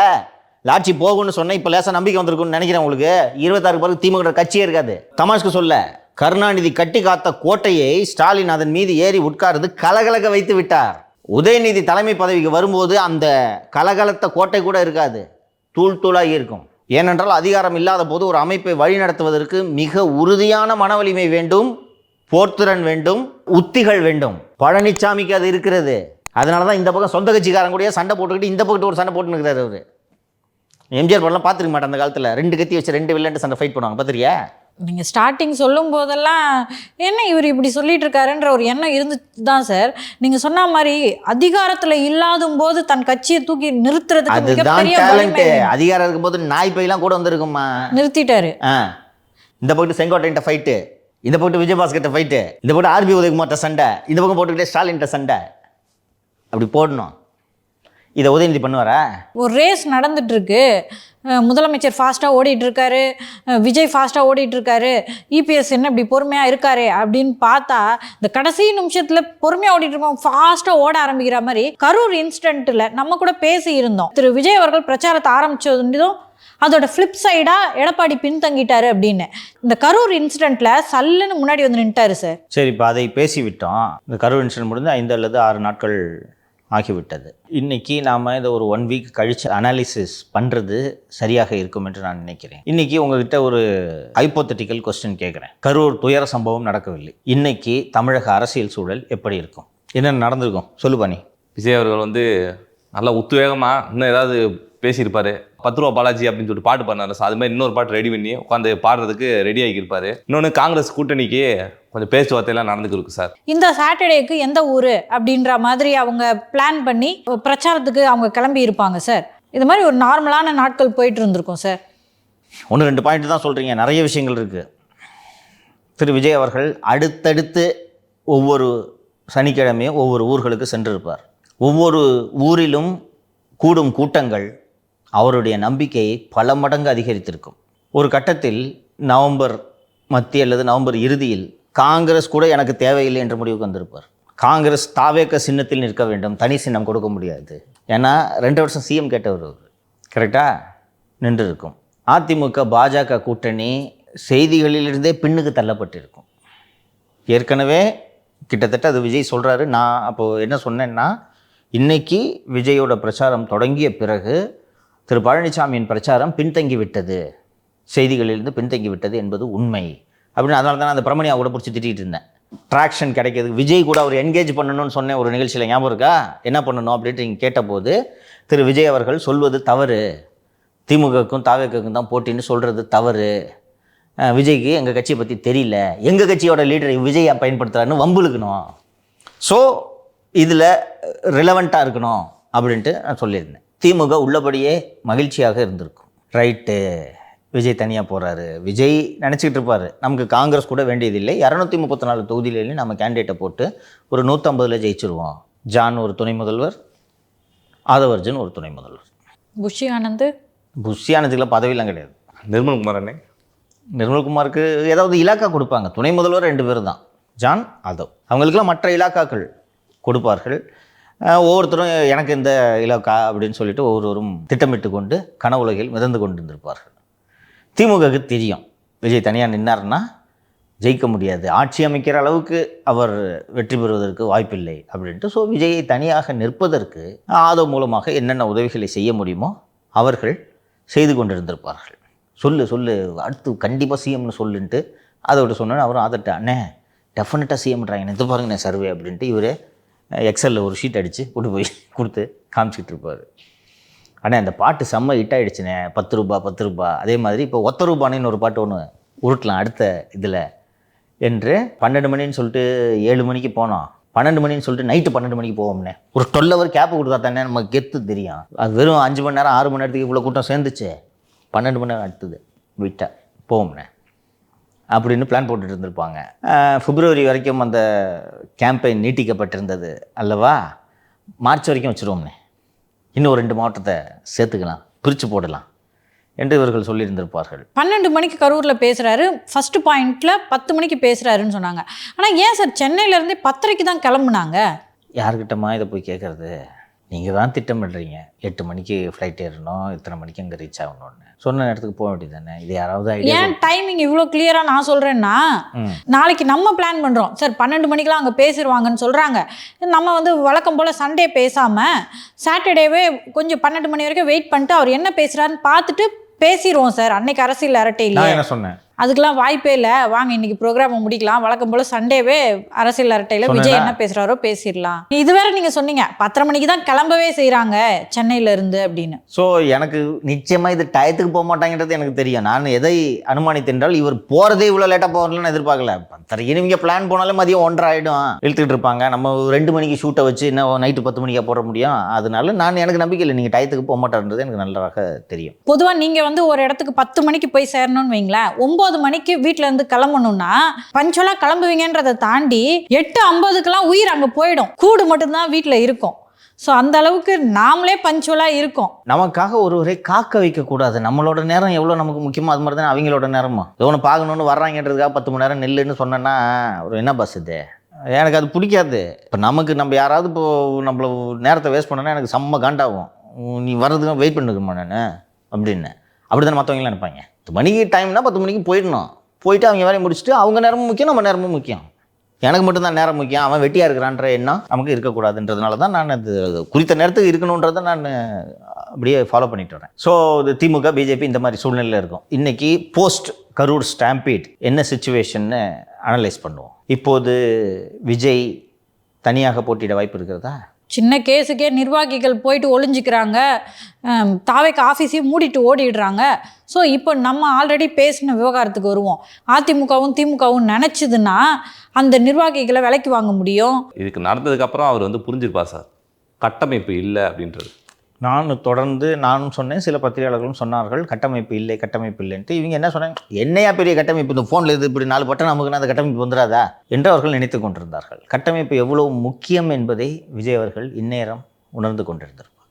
புரியுதுங்களா? அண்ட் ஃபஸ்ட்டு வந்து அரசியல் அத்தனை எளிதல்ல, சர்க்கார் திரைப்படம் அல்ல என்பதை விஜய் அவர்கள் உணர்ந்து கொண்டிருந்திருப்பார். கட்டமைப்பு எவ்வளவு முக்கியம் என்பதை இப்போது உணர்ந்திருப்பார். நீங்கள் கூட கைதாகி போகும்போது ஒரு 10-15 வக்கீல் பின்னாடி வராங்க சார். ஒரு கட்சி மாவட்ட செயலாளர் கைதாகி அவங்க ஒய்ஃப் போகிறாங்க, அவங்க ஒரே ஒரு சொந்தக்காரங்க மட்டும் அணைச்சி கூப்பிட்டுட்டு போகிறாங்க சார். சுற்றி ஆளே இல்லை சார் சப்போர்ட்டுக்கு. கட்சி பணி என்றால் என்ன என்று தாவேக நிர்வாகிகள் புரிந்து வைத்திருக்கிறார்கள் என்றால், விஜய் வரும்போது பேனர் வைக்கிறது தான் கட்சி நிர்வாகியோட பணி. கரூர் மாவட்ட செயலாளர்னா என் ஃபோட்டோவை பெருசாக போடு, விஜய் ஃபோட்டோவுக்கு பக்கத்தில் என் ஃபோட்டோ வரணும், இணை துணை செயலாளர்கள்லாம் பக்கத்தில் வரிசையாக இப்படி போடுங்க. இவ்வளோ தான் என் கட்சி பண்ணி, ஃப்ளெக்ஸ் அடிக்கிறது தான் கட்சி பண்ணி, ரீல்ஸ் போடுறது தான் கட்சி பண்ணின்னு நினச்சிட்டு இருக்காங்க. மாலதி முக்கியமான பாயிண்ட்டை சொன்னாங்க. இந்த மதியழகனோட மனைவி வர்றாங்க, ஒருத்தர் கூட இல்லையா? இந்த நேரத்தில் தான் சப்போர்ட் வேணும். இதுதான் உட்கட்டமைப்பு. இந்த மாலதி இந்த என்னோட கேஸை உதாரணமாக சொன்னாங்க. இந்த அதிமுக ஒரு நிர்வாகி யாரோ ஒரு போலீஸ் கைது பண்ணிட்டாங்கன்னு வச்சுங்களேன், இன்பதுரைக்கு தகவல் போகும். இன்பதுரை வழக்கறிஞர் அணி செயலாளர். ஃபஸ்ட்டு தலைமைக்கு தகவல் போகும். தலைமையை வந்து கூப்பிட்டு இன்பதுரையை சொல்லும். முன்னாள் சட்டத்துறை அமைச்சர் திரு சி.வி. சண்முகத்திட்ட சொல்லுவாங்க, அவர் இன்பதுரைகிட்ட சொல்லுவார். இன்பதுரை அவங்க அந்த மாவட்டத்தோட வழக்கறிஞர் நிர்வாகிகள்கிட்ட சொல்லுவார். போகும்போது சும்மா போக மாட்டாங்க. இப்போ அந்த மாவட்டத்துக்கு யாரோ ஒரு வக்கீலை பார்த்து ஏன் பண்ணி போய் பார்த்தேன், அப்படி கிடையாது. அது கட்சிக்காரன் கைதானான்னா கூட ஒரு 30 வக்கீல் போகணும். இது திமுகவுக்கு பொருந்தும், அதிமுகவுக்கு பொருந்தும், பாஜகவுக்கும் பொருந்தும். கட்சினா இப்படி தான். இந்த தாவேகாவுக்கும் இந்த மதியழகன் ரிமாண்ட் பண்ணும்போதெல்லாம் போனாங்க. அந்த மதியழகனின் மனைவியை மகளிரணி அரவணைத்திருக்க வேண்டாமா அவங்க கூட? சரி, அது போக நான் ஏற்கனவே சொன்னது தான், மீண்டும் ஒரு முறை குறிப்பிடுவது பொருத்தமாக இருக்கும். விஜயால் கரூருக்கு போக முடியல, ஒத்துக்கிறேன். புஷி மற்றும் நிர்மல்குமாரால் போக முடியல, வழக்குகள் இருக்கிறது, ஒத்துக்கொள்கிறேன். ஆதவுக்கு சபரீசன் வேலையை பார்க்கணும், அவரால் போக முடியல, நான் ஒத்துக்கிறேன். கரூர் மாவட்ட நிர்வாகிகள் பயந்து ஓடிட்டாங்க, ஒத்துக்கிறேன். திருச்சி, அரியலூர், பெரம்பலூர், ஈரோடு, நாமக்கல் மாவட்டத்தில் உங்களுக்கு நிர்வாகிகள் இருக்கிறார்கள் தானே? அந்த நிர்வாகிகள் இந்த இறந்த 41 பேர் வீட்டுக்கும் சென்றிருக்க வேண்டுமா வேண்டாமா? செத்தது எந்த கட்சிக்காரன்? தாவேகா. யாரை பார்க்க வந்தவன்? விஜய். அவங்க வீட்டுக்கு பிஜேபிக்காரன் போயிட்டான், அதிமுககாரன் போயிட்டான், திமுககாரன் போயிட்டான். தாவேகாரன் மட்டும் போல இல்லை. ஃபஸ்ட்டு கட்சியில் என்ன நடக்குது, என்ன பண்ண போகிறோம் அப்படின்றதுக்கான தகவல் உங்ககிட்ட இருக்கா? உங்கள் தரப்பு என்ன என்பதை நீங்கள் பொதுவெளியில் வந்து சொன்னீர்களா, மறுத்தீர்களா? பொய் சொல்கிறாங்கன்றத சொன்னீங்களா? விஜய் அவர் வந்து சதி இருக்கிறதோன்னு இண்டிகேட் பண்ணுறாரு. அதை நம்ம ஊகிச்சு புரிஞ்சுக்கணும். நான் 5 மாவட்டத்துக்கு போனேன், அங்கெல்லாம் நடக்கலை, கரூரில் மட்டும் ஏன் இப்படி அப்படின்னு நம்மக்கிட்ட கேட்டால் நான் திருப்பி தான் கேட்பேன், ஏன் இப்படி? செந்தில் பாலாஜி நேற்று இவங்க மேலே ஏகப்பட்ட குற்றச்சாட்டுகளை வச்சுட்டாங்க, அதுக்கு நீங்கள் பதில் சொல்லலையா? ஆதவ் 500 மீட்டர்லேருந்து தள்ளி நிறுத்தினதுக்கு காரணமே ஆதவ் தான் அப்படின்னு போலீஸ் சொல்லிடுச்சு. அதுக்கு ஆதவ் கிட்ட பதில் என்ன சார்? ஆமாம் சார், இந்த கொஸ்டின் பற்றி ஒன்று கேட்கணும் சார். ஒரு நபர் ஆணையம் விசாரணை நடத்திக்கிருக்கு. அப்படி இருக்கப்போ எப்படி சார் இதுதான் நடந்துச்சு அப்படின்னு சொல்லிட்டு சொல்ல முடியும்? ஏன்னா வந்து அதாவது நம்ம யூகத்தை வைக்கலாம், ஆனால் இங்கே இதே நடந்துச்சு, இது நடக்கல அப்படின்னு சொல்லிட்டு எப்படி குறிப்பிட்டு சொல்ல முடியும்? எங்களை மீறி ஒரு நபர் ஆணையம் சொல்லிடுமா? இல்ல அப்படின்றது தான் அது சட்டப்படி தவறு தானே சார்? தவறு தான். ஃபெலிக்ஸ் சார் அவர்கள் மீதுலாம் வந்து வழக்கு பதிவு பண்றாங்க. அப்ப அவர் மீது வழக்கு பதிவு பண்ணிருக்கணும்ல. நாங்கள் ஆளுங்கட்சிப்பா, என்ன வேணாலும் பண்ணுவோம். என்ன பண்ணுவேன் நீ? அவர் செந்தில் பாலாஜி ப்ரெஸ் மீட்டில் எல்லாம் நல்லா பேசுகிறாரு, ரைட்டு. ஆனந்த விகடனில் போட்டிருக்க கார்ட்டூனை எடுத்து நீங்கள் பவர் பாயிண்ட்டில் போட்டுட்டு நீங்கள் ப்ரெஸ் மீட் வைக்கிறீங்கன்னா உங்கள் நோக்கம் உண்மையை விளக்குறதா, விஜயை சிறுமைப்படுத்துறதா, விஜய் மீது பழி போடுவதா? அந்த கார்ட்டூனை போட்டு விஜய் அதை உங்க உட்காந்து ரசிக்கிற மாதிரி ஒரு ஃபோட்டோவை நீங்கள் அந்த பவர் பாயிண்ட் ப்ரெசன்டேஷனில் வைக்கிறீங்கன்னா அது போட்டு பக்கத்தில் அந்த தகவல்களை போடுறாங்க, எத்தனை மணிக்கு வந்தாரு செஞ்சாரு. அதை ஏன் பேக்ரவுண்ட் வைக்கிறீங்க? அப்போ உங்கள் நோக்கம் என்ன? அவரை சிறுமைப்படுத்தி விஜய் மீது பழி போடுறது, தெரியுதா? வந்ததை யூஸ் பண்ணிக்கிறாங்க சார். அப்போ உங்கள் நோக்கம் என்னம்மா? உண்மைகளை விளக்குறதுக்காக தான் ப்ரெஸ் மீட்டுன்னு தானே சொன்னீங்க. அப்போ இந்த கார்ட்டூன் எதுக்கு யூஸ் பண்ணுறீங்க? இந்த கார்ட்டூனோட தேவை எங்கேருந்து வந்துச்சு? என்ன தேவை? ஸோ போஸ்ட் கரூர் ஸ்டாம்பீடு விஜயோட ஆங்கிளில் பார்த்தீங்கன்னா இதான் ஒரு தம்பி தான் சொல்கிறாரு, ஏன்பா இப்போ கூட என்ன போக முடியாதா? நான் முன்னை விட வேகமாக வருவேன்னு சொல்லியிருக்காரு இந்த வீடியோவில். இல்லை சார், அவரே உணர்ந்திருப்பார் சார். நம்மகிட்ட என்ன பலவீனம் அப்படின்றத ஒரு சம்பவம் நடக்கிறப்ப தான் நம்மளால புரிஞ்சுக்க முடியும் அப்படின்றத. இப்போ அவர் பலவீனத்தை ஃபுல்லாக உணர்ந்திருப்பார். உணர்ந்தாரா இல்லையான்றதான் தெரியல. இதுதான் சார் நம்ம இந்த இடத்துல ஒரு முக்கியமான விஷயத்தை பார்க்கணும். ஆல்ரெடி திரு சீமானாக இருக்கட்டும், மற்றவர்களாக இருக்கட்டும், நயன்தாரா வந்தாலும் இந்த கூட்டம் தான் வரும் அப்படின்னு சொன்னதுக்கு என்ன அர்த்தம்னா, கூட்டம் வருவாங்க, அவங்களுக்கு ஒரு கட்டமைப்பு இல்லை அப்படின்றது தான் அவங்கெல்லாம் விமர்சனமாக வச்சாங்க. நம்ம கூட சொல்லியிருக்கோம். ஸோ இந்த கட்டமைப்போட முக்கியத்துவம் என்ன என்பதை இப்போது உணர்ந்திருப்பார். What you say is right. இப்போது விஜய் அவர்கள் தனியாக போட்டி போடுவது பற்றி யோசிக்கக்கூடிய நிலையில் இல்லை, ரைட்டா? முடியாது. சிம்பிளான விஷயம். அடுத்த 2 வாரங்களுக்கான கேம்பெயினை கேன்சல் பண்ணிட்டீங்க. முன்னை விட வேகமாக வருவேன்னு வீடியோவில் சொல்கிறீங்க. எப்போ வருவீங்க? அதற்கான திட்டமிடல் என்ன இருக்கிறது? தாவேக்கால என்ன நடக்குதுன்றது தெரியும் நமக்கு, ரைட்டா? எப்படியும் தகவல் வெளியில் வந்துடும். என்ன ஆலோசனை செய்தீர்கள்? இன்றைக்கி உங்களோட ப்ரையாரிட்டி, உங்களோட கவனம் புஷி ஆனந்தையும் நிர்மல்குமாரையும் கைதிலிருந்து காப்பாற்றுவதாகத்தானே இருக்கிறது. இந்த வழக்கிலிருந்து விஜயை எப்படி காப்பாற்றுவது என்பதில் தானே இருக்கிறது. அப்போது நீங்கள் தற்காப்பு மோடுக்கு ஆல்ரெடி போயிட்டீங்க. இப்போ அஃபென்சிவ் மோடுக்கு எப்போ போவீங்க? அஃபென்சிவ் மோடுக்கு நீங்கள் தயார் பண்ணிக்கிட்டு போகிறதுக்கு அவகாசம் இருக்கா? எடப்பாடி பிரச்சாரத்தை தொடங்கிட்டாரா? அடுத்த இந்த வாரம் 5ஆம் தேதியோ 6ஆம் தேதியோ தருமபுரி போகிறார். ஏற்கனவே ஒத்தி வைக்கப்பட்டிருந்தது, டெல்லி செல்வதற்காக ஒத்தி வைக்கப்பட்ட அந்த நிகழ்வு. தருமபுரி போகிறார், ஸ்டார்ட் பண்ணுறார் அவர். பழையபடி அந்த சுந்தரா டிராவல்ஸ் பேருந்தா அதை எடுத்துக்கொண்டு அவர் கிளம்பி விடுவார். மக்களை மீட்போம், தமிழகத்தை காப்போம் காப்போம் அப்படின்னு இறங்கிடுவார். திமுக சொல்லவே வேணாம், மகளிர் அணி செயலாளர் பார்த்துப்பாங்க பாதி பிரச்சாரத்தை. அவங்களும் நேற்று ரொம்ப மிகச்சிறப்பாக பிரச்சாரம் செய்தார் தலைமைச் செயலகத்தில் அமர்ந்து கொண்டு என்று தான் எல்லோரும் சொல்கிறார்கள். சார் நம்மளுக்கு நிறைய புது ஆடியன்ஸ் வந்திருக்காங்க சார். திருமதி அமுதா ஐஏஎஸ் வந்து உண்மையாவே திமுக மகளிர் அணி தலைவின்னு நினைச்சுக்க போறாங்க சார். உண்மைதான்மா, உண்மைதான். அஃபீஷியலாக வந்து அனௌன்ஸ் பண்ணல, அவ்வளோ உண்மைதான். அப்போ என்ன வேலை? நீங்கள் ரெவன்யூ செக்ரட்டரி, சரி ரெவன்யூ டிபார்ட்மெண்ட் சார்பாக பேசணும். KKSSR ராமச்சந்திரன் அங்கே ஒருத்தர் இருக்கார் மந்திரி, அவர் பேசிட்டோம். அதிகாரி தானே நீங்கள்? அதிகாரி பக்கத்தில் உட்காந்து மந்திரிக்கு ஃபைல் எடுத்து கொடுக்குறது தான் அதிகாரி வேலை, புரிஞ்சுக்குங்க. அவர் தான் மக்கள் பிரதிநிதி, அவர் தான் பேசணும். நீங்கள் உட்காந்துக்கிறீங்க, இங்கிட்ட ஒரு டிஜிபி, இங்கிட்ட ஒரு DGP, home secretary, health secretary, ambulance எத்தனை மணிக்கு வந்ததுன்னு கணக்கு கொடுக்குறதுக்கு. இப்போ நீங்களே எல்லாம் பேசினா நீங்களே போய் ஓட்டு கேட்டுங்க. மகளிர் அணி தான் அவங்க. நீங்கள் முன்னாடியே சொன்னீங்க சார், தமிழ்நாட்டை ஆட்சி பண்ணுறது அதிகாரிகள்னு சொல்லிட்டு தொடர்ந்து வந்து அது நிரூபணம் ஆகிட்டே இருக்கு. ஆமாம், முட்டு சந்து கூட்டு போகிறாங்க அதிகாரிங்கன்னு நான் சொல்கிறேன்னா, கூட்டு போகிறாங்களா இல்லையா நீங்கள் பாருங்கள். அவங்க பிரச்சாரத்தை ஸ்டார்ட் பண்ணுவாங்க. ஓகேவா? அவங்களுக்கு சிஸ்டம் இருக்குது, கட்டமைப்பு இருக்குது, போதுமானதற்கும் அதிகமாக பணம் இருக்கிறது. அதனால் அவர்கள் பிரச்சாரத்தை தொடங்கி விடுவார்கள். தாவேக என்ன செய்ய போகிறது? அண்ட் 6ஆம் தேதியோ 7ஆம் தேதியோ நயினார் கேம்பெயினை தொடங்குறாரு. வினோஜ் தமிழகம் முழுக்க ஒவ்வொரு தொகுதியிலும் போராட்டங்களை நடத்த இருக்கிறார். அக்டோபர் 10. அப்போ அடுத்தது ரூல்ட் அவுட்டா? ஸோ விஜய் அவர்களின் பிரச்சாரத்தின் காரணமாக பின்னுக்கு தள்ளப்பட்டிருந்த அதிமுகவின் பிரச்சாரம் மீண்டும் மேலே எழுந்து வந்து விட்டதா? திமுகவுக்கும் எங்களுக்கும் தான் போட்டின்னு மீண்டும் மீண்டும் சொன்னார் விஜய். இன்றைக்கி யார் களத்தில் நிற்கிறதுன்றது தெரிந்து விட்டதா? அவ்வளவு எளிதாக நீங்கள் அண்ணா திராவிட முன்னேற்ற கழகத்தை புறந்தள்ள முடியாது என்பதும் இந்த சம்பவம் உணர்த்தி விட்டதா? முதல்ல போய் நின்று ஸ்கோர் பண்ணாரா? எம்ஆர் விஜயபாஸ்கர் விடிய விடிய எங்கே இருந்தாரா? திமுகவும் ஸ்கோர் செய்ததா? செந்தில் பாலாஜியும் உதவிகளை செய்தாரா? நேற்று வந்து நான் கரூர் மக்களைத்தான் நான் நேசிக்கிறேன்னு சொல்லிட்டு போயிட்டார். அது உண்மை, அவங்க தான் ஓட்டு போடுவாங்க, அதனால தான் கோல்டு காயின். மதுரை மத்தி விஜய், மதுரை தெற்கு விஜய் அப்படின்னாரு. இன்னைக்கு ஒரு நிர்வாகி இல்லையா சார் கூட நிற்கிறதுக்கு? இவங்களை நம்பி கேண்டிடேட் வர போடுவீங்களா நீங்கள்? நான் சிம்பிளாக சொல்கிறேம்மா, நிதிஷ் தான் கேண்டிடேட்டு தாவேக சார்பா, ஓகேவா? நாகப்பட்டினம் தொகுதிக்கு கேண்டிடேட்டு. அதிகம் வேணாம், 20 லட்ச ரூபாயை கொண்டு போய் நோட்டாக வந்து தம்பி இந்தா வச்சுக்கோ. என்ன சொல்கிற? கேஸுன்னு சொன்ன உடனே வாட்ஸ்அப் குரூப்லேருந்து போகிறவன் தான் இவன். 20 லட்ச ரூபாய் இப்படி கொண்டு போய் வீட்டில் கண்ணை காமிச்சேன்னா அண்ணனுக்காக நான் உயிரை விட்டாலும் விடுவேன், இந்த 20 லட்சத்தை தூக்கிட்டு வெளில போன்னு சொல்லுவானா?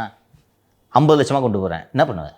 இது மாதிரி எல்லா தொகுதியிலையும் தூக்குவாங்க. அங்கே அந்த வாட்ஸ்அப் குரூப்லேருந்து விலகுறவங்க கிட்ட அந்த எக்ஸ்பிரஸோ டைம்ஸ் ஆஃப் இந்தியாவோ செய்தியாளர் கேட்கும் பொழுது, சார் எங்களுக்கு பிஸ்னஸ் இருக்குது, போலீஸு கேஸுன்னு போய் மாட்டினா தொழில் அடிபட்டு போய்டும். நான் உங்களை புரிஞ்சுக்கிறேன், எல்லாருக்கும் பயம் இருக்கும். கோட்டுக்கிட்டுன்னு சுற்றிக்கிட்டு இருந்தாங்கன்னா அது பிஸ்னஸ் எப்படி பார்ப்பாங்க? அப்படி போகிறவங்க இவ்வளோ பணத்தை கொடுத்தாங்கன்னா பிஸ்னஸை டெவலப் பண்ணலான்னு தோணுமா, இல்லை தாவேக ஆட்சி கொண்டு வரணும்னு தோணுமா? சொல்லு. ஒரு நல்ல பிஸ்னஸ் டெவலப் பண்ணிடலாம். பிரச்சனை வந்தோன்னா உங்கள் லீடரே வீட்டை விட்டு வெளில வரலையே, அப்படி நினைப்பியா மாட்டியா நீ? ஒரு தொண்டை தாவேக்கல்ல ஒரு நிர்வாகியாக இருக்கக்கூடியவன் நினைப்பானா மாட்டானா? அவருக்கு என்னப்பா, அவர் சேஃப்ப்பா, நான் தானேப்பா கேஸ் வாங்கினேன். மதியழகனின் மனைவி இன்று இதை நினைப்பார்களா மாட்டார்களா? லெட்ரு தாங்க கொடுத்தாரு எஸ்பிக்கு, அவராங்க இந்த கூட்டத்துக்கு காரணம் என்று அவங்க மனைவி நினைத்தால் அதில் தவறு என்ன இருக்கிறது? என் புருஷன் தானே ஜெயிலில் போயிருக்காரு, ஏற்பாடெல்லாம் அவரா பண்ணார், அவர் மாட செயலாக இருக்கிறதுனால ஒரு லெட்ரு கொடுக்க சொன்னாங்க, கூட்டம் கூட்டதுக்கு அவரா காரணம்? இந்த கூட்டத்தெல்லாம் பார்த்து சார் நான் நினச்சேன் விஜய் மட்டுமாவது ஜெயிச்சிருவாரு அப்படின்னு நினச்சேன். இப்போ எனக்கு அது கூட டவுட் ஆகுது சார். எப்படி கமல் வந்து ஃபோட்டோ ஃபினிஷில் திருமதி வானதி ஸ்ரீனிவாசன் கிட்ட தோத்தாரோ அதை மாதிரி விஜய்க்கும் நடக்க வாய்ப்பு இருக்கோன்னு மைல்டாக டவுட். அதை நடக்க வைப்பாங்கம்மா, அதுதானம்மா சேலஞ்சு. விஜயை வீழ்த்தி அதிமுக வேட்பாளர் வெற்றி பெற்றால் அதை விட மாபெரும் வெற்றி எது இருக்கிறது? எனக்கு ஒரு அதிமுக தலைவர்கள்ட்ட பேசிகிட்டு இருக்கும்போது சொன்னாங்க, விஜயகாந்த் விருதாச்சலத்தில் வெற்றி பெற்ற போது திமுக அந்த முறை வெற்றி பெற்ற ஆட்சி அமைத்தது, இந்த 2 கட்சிகளும் போதுமான கவனம் செலுத்தவில்லை, செலுத்தி காலி பண்ணிருப்பாங்க. 2016 தோக்கடிச்சாங்களா? ஸோ இப்போது கூடுதல் கவனம் செலுத்தி ஏன் வீழ்த்த முடியாது? பிஜேபி எப்படி ஜெயிக்குது பார்த்தீங்கல்ல, ஒரு தெருவில் நீ காங்கிரஸ் ஓட்டு போகிற, உனக்கு ஓட்டே இல்லை, இந்த தெரு பூராக்கும் ஓட்டு இல்லை, அவ்வளோதான். இருந்தால் தான் நீ ஓட்டு போடுவேன். உனக்கு இப்போ தெரியாது, ஓட்டு போட போகிற அன்னைக்கு தான் தெரியும். ஸோ எந்த எல்லைக்கும் போவாங்க. அப்படி இருக்கும்போது இன்றைக்கி அது டிஃபிகல்ட்டின்னு ஆகிடுச்சா? வழக்குன்னு சொன்னோன்னே புஷி ஆனந்தே அப்ஸ்காண்ட் ஆகிடுறாரு. சி பாலும் பழமும் சாப்பிட்டு வளர்ந்த உடம்புங்க அப்படின்ற மாதிரி நம்மள அளவுக்குலாம் அவருக்கு ஹாரஸ்மெண்ட் இருக்காதுன்னு நினைக்கிறேன்.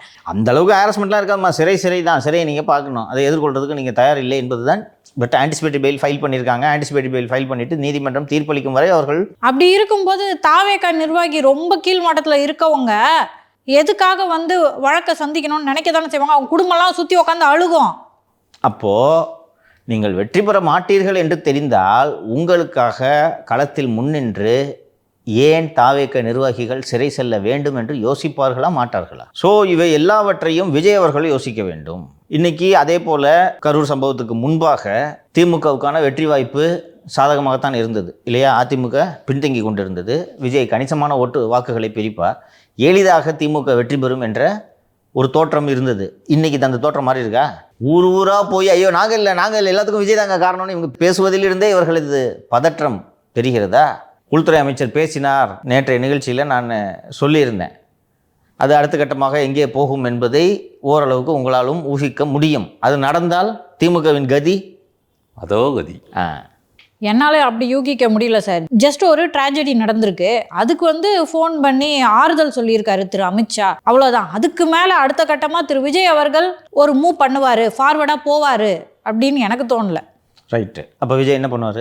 ஏன் காங்கிரஸ்லேருந்து திரு ராகுல் காந்தி கூட தான் பேசியிருக்காரு. ரைட்டு. இப்போது அடுத்ததாக காங்கிரஸோடு செல்லலாம் என்று விஜய் முடிவெடுத்தாலும் காங்கிரஸ் ஏன் விஜயை தேர்ந்தெடுக்க வேண்டும்? அனைவரும் சொல்வது ஒன்றே ஒன்று, கேரளாவில் வெற்றி வாய்ப்புக்கு உதவுவார்கள். இல்லைனாலும் அங்கே ஜெயிப்பாங்க. அந்த லட்சணத்தில் தான் சிபிஎம் ஆட்சி அங்கே இருக்குது, அதுவும் செகண்ட் டேர்மில் இருக்காங்க, அதனால் அங்கே ஜெயிச்சிருவாங்க. விஜய் இல்லாவிட்டாலும் அங்கே வெற்றி பெறுவார்கள், விஜய் இருந்தால் கூடுதல் வெற்றி பெறுவார்கள். திமுக கம்மி தொகுதி கொடுக்கும்போது திரு விஜய் அவர்களோட கரம் கோர்க்க வாய்ப்பு இருக்குது. ரைட். மொத்தம் 39 எம்பிக்கள், அதில் காங்கிரஸோட எம்பி 12 என்று நினைக்கிறேன். அந்த 12 போனால் ஒரு 27 எம்பிக்கள். 27 எம்பிக்களை திமுக வைத்திருக்கிறது, அல்லது 25 எம்பின்னு கூட வச்சுக்கோங்க. இன்றைக்கி அந்த இந்தியா கூட்டணியில் காங்கிரஸுக்கு அடுத்தபடியாக திமுகவை விட பெரிய கட்சி, உறுதியான கட்சி எது? திமுக. வேறு எந்த கட்சி இருக்குது? இல்லை சார், இந்தியா பிளாக்ல எனக்கு தெரிஞ்சு வேறு எந்த கட்சி இல்லை. இல்லை. கேஜ்ரிவாலை நம்ப முடியுமா? திரிணாமுல் காங்கிரஸ் நம்ப முடியுமா? சரத்பவாரை நம்ப முடியுமா? அப்போது திமுக போச்சுன்னா இந்தியா கூட்டணி என்பது எங்கே இருக்கிறது? 3 வருடங்கள் மக்களவை சந்திக்க வேண்டுமா? இங்கே ஒரு செல்வ பெருந்தகை மாதிரி ஒரு 4 பேர் ஜெயிக்கணுன்றதுக்காக 3 வருடங்களுக்கு 25 எம்பிக்களை இழப்பது புத்திசாலித்தனமா? எதுவாக இருந்தாலும் காஸ்ட் பெனிஃபிட் அனாலிசிஸ் செய்யணும் அப்படின்ட்டு நான் சொல்லிடுறேன். விஜயோடு கூட்டணி வைப்பதால் what is the cost, what is the benefit? Cost திமுகவோட 25 எம்பிக்களை இழப்பது, பெனிஃபிட்டு கூடுதல் சீட்டு பெறலாம். 60 சீட்டே கொடுப்பாரு. 60 சீட்டில் ஜெயிக்க முடியுமா? முடியாது. அப்போது 60 சீட்டு 100% 60ல் 40 ஜெயிக்கலான்னா தட் ரிஸ்க் இஸ் ஒர்த். அதுதான் பெனிஃபிட்டு. அந்த பெனிஃபிட் வில் அவுட்வெய் காஸ்ட். என்ன காஸ்ட்டு? 25 எம்பிக்களை இழக்கிற காஸ்ட்டை அந்த 40 எம்எல்ஏன்ற பெனிஃபிட்டை அவுட்வே பண்ணுதுன்னு வச்சுக்கோங்க. அப்படியே 40 எம்எல்ஏ நீங்கள் ஜெயிக்கிறதா ஒரு வாதத்துக்கு வச்சுக்கிட்டாலும் அதுக்கான ப்ராபபிலிட்டி ரொம்ப குறைவு. ஜெயிக்கிறதா ஒரு வாதத்துக்கு வைத்துக்கொண்டாலும் கூட 40 எம்எல்ஏக்கள் தமிழகத்துக்குள் உங்களுக்கு பலனளிப்பார்கள். ஆனால் இந்த 25 எம்பிக்கள் தேசிய அளவில் பலனளிப்பார்களா இல்லையா? இந்த 25 எம்பிக்களும் ராகுல் காந்தியும் காங்கிரஸின் 98 எம்பிக்களும் ஒன்றாக நிற்கும் போது அகில இந்திய அளவில் மக்களவையில் இது பலன் தருமா? அப்போ இது 2ல் 40 எம்எல்ஏ முக்கியமா, 25 எம்பி முக்கியமா? At the end of the day Congress வந்து ஒரு தேசிய கட்சி சார். எக்ஸாக்ட்லி. அவங்களுக்கு எவ்வளோ எம்எல்ஏக்கள் இருக்கிறாங்கன்றது முக்கியம் இல்லை. அவ்வளோ எம்எல்ஏக்கள் இருந்தால் கூட அது ஒரு செல்லா காசு மாதிரி தான் காங்கிரஸை பொறுத்த வரைக்கும். இங்கே அந்த எம்எல்ஏக்களை வச்சுட்டு ஆட்சிக்கு வர முடியுமா? Then what is the use? இன்னொன்று, அவங்க வந்து இப்போ 2026 பற்றி மட்டும் கன்சிடர் பண்ண முடியாது. 29ன்னு ஒன்று இருக்குது. பிஜேபி வந்து மெஜாரிட்டியை இழந்துக்கிட்டே வரும்போது திமுகவை அரவணைத்து வைத்துக்கொள்ள வேண்டிய தேவை காங்கிரஸுக்கு இருக்குது. பிஜேபியும் அதிமுக கூட கூட்டணி வைக்கிறது 26க்கா 29க்கா? 29க்காக தான். அப்போ தேசிய கட்சி எதை சிந்திக்கும்? தேசிய அளவில் சிந்திக்கும். அப்படிதான் சிந்திக்கணும். அப்போ எதுக்காக காங்கிரஸ் விஜயை நோக்கி வர வேண்டும்? அப்புறம் எதுக்கு வந்து குறுக்க வந்து திரு விஜய் கிட்ட பேசுறீங்க, ஆறுதல் சொல்றீங்க, வேணுகோபால் அனுப்பி விடுறீங்க? நாங்கள் அப்படி தான் சொல்லுவோம். நிறைய இடம் வேணும். நிதிஷ் சொல்ல தான் கரெக்டு. அப்புறம் எப்படி தான் திமுக கிட்ட பேரம் பேசுறது? இந்த போனோட்டி 25 கொடுத்து அதுவே அதிகம், 20 வச்சுக்கோன்ட்டா. இன்னொன்று, உங்களது ஜென்ம எதிரி ஒரு இடத்துக்கு போகிறேன்னா நானும் வந்துட்டு அங்கிட்டு போய் நீங்கள் ஆறுதல் தெரிவிக்க வேண்டாமா? அவங்க எம்பிக்கள் குழு அனுப்புகிறாங்கன்னா ஏன் எங்ககிட்ட மட்டும் சீப்பு இல்லையா? இதோ வந்துட்டோம்ல அப்படின்ட்டு வந்துட்டு கருத்தே இல்லை, அதுதான் எங்கள் கருத்து அப்படின்ட்டு போயிட்டீங்க. அப்போ என்ன பண்ண முடியும்? விஜயும் அட்டாக் பண்ண முடியாது. ஏன்னா 4 பேர் கூட்டணிக்கு போகணும். திமுக அட்டாக் பண்ண முடியாது, ஏற்கனவே கூட்டணியில் இருக்கும். அப்போ சார் அந்த குழுவை அமைச்சு இப்படி காமெடியாக ஒரு குழு அமைச்சு இப்படி தினசா அவங்க ஒரு காமெடி ஸ்ட்ராட்டஜியை உருவாக்கிக்கிட்டு இருக்க ஒரு கட்சியோட திரு விஜய் மீண்டும் கூட்டணி வச்சாருன்னா அவங்க வியூக வகுப்பாளர்கள் இப்போ என்ன பண்ணிட்டு இருக்காங்களோ அதே நிலைமை தான் போல இருக்கே. பிஜேபி வந்து ஒரு ஆய்வு செய்யறதுக்கான அந்த குழு அமைச்சிருக்காங்கன்னா அது வந்து ஏதோ அரசியலுக்கு வந்து ஒரு நேரம் சப்போர்ட் பண்ணாங்கன்னா கூட்டணி வர கூட வாய்ப்பு இருக்கு. இவங்க ஒரு சைடு திமுக சைடுக்கு சப்போர்ட் பண்ணால் கொஞ்சம் இடம் கூட நிறைய எக்ஸ்ட்ரா தருவாங்கன்னு வச்சுக்கோங்க. ஒன்று அந்த சைடு சப்போர்ட் பண்ண விஜய் சப்போர்ட் பண்ணால் அங்கேயாவது 60 இருக்கிறது ஒரு 80 மாறுங்க. 2 பேரும் இல்லை, என்கிட்ட கருத்து இல்லை. அப்புறம் என்ன சார் இது? அதனால தான் இந்த கட்சி விளங்காமல் இருக்குது. அந்த விளங்காத கட்சியோட கூட்டணி வச்சு முட்டு சந்துக்கு போகிறத பற்றி கூட கவலை இல்லை சார். கூட்டணி வைப்போம் அப்படின்னு நினச்சிக்கிட்டே இருக்கும்போதே முட்டு சந்துக்கு போயிடுவாங்க போல இருக்கே. அடுத்தது அந்த ஐட்டத்தை சொல்கிறேன். நேற்று திரு ஆதவ் அர்ஜுன் கைது செய்யப்பட இருந்தார். ஆதவ் அர்ஜுன் வீட்டுக்கெல்லாம் போலீஸ் போயிட்டாங்க. அது வந்துச்சா வீடியோவில்? ஆதவ் அர்ஜுன் வீட்டுக்கிட்ட போலீஸ் குவிப்புன்னு கரூர்லேருந்து ஒரு டீம் வந்துருச்சு. கரூர்லேருந்து ஒரு டீம் அசைன் பண்ணி ஆதவ் அர்ஜுன் வீட்டுக்கு அனுப்புகிறாங்கன்னா சும்மா அவர் வீட்டில் போய் நல்லா இருக்கீங்களான்னு கேட்டு வரதுக்கு அனுப்புவாங்க. பாதுகாப்புக்காக வந்தாங்க. அது கரூர்லேருந்து தான் வரணுமா பாதுகாப்புக்கு? உள்ளூர் போலீஸ்லாம் ஆகாதா? வந்தாங்க. அவர் மேலே தான் எஃப்ஐஆர்ல பேரே இல்லையேங்க சார். எஃப்ஐஆர்ல பேர் இல்லாமல் கரூர் டவுன் டிஎஸ்பி மதியழகனை ரிமாண்ட் பண்ணும்போது கோர்ட்டில் ஆதவ் அர்ஜுன்ட்ட திருப்பி நாங்கள் வண்டி எங்கேயே நிப்பாட்டுன்னு சொன்னால் ஆதவ் அர்ஜுன் தான் கேட்காம இல்லை நாங்கள் அங்கே தான் போய் நிப்போன்னு சொன்னாருன்னு எதுக்கு அறிக்கை பண்ணோம்? நீங்கள் சொல்கிறது கரெக்டு. நேபாளத்தை போன்று புரட்சி வெடிக்கும்டாரு சார், அதுக்கு எஃப்ஐஆர் போட்டு அது தனி, அது சிட்டி எஃப்ஐஆர். ஆனால் அது கரூர்லேருந்து போலீஸ் வராது. நான் கரூர்லேருந்து எதுக்கு போலீஸ் வரணும்? நேற்று அரெஸ்ட் பண்ணுறதா பிளான். காலையிலே தகவல் நான் சில அதிகாரிகள்கிட்ட பேசிய போது அரெஸ்ட் இருக்குங்க இன்றைக்கி அதவு என்று சொன்னார்கள்.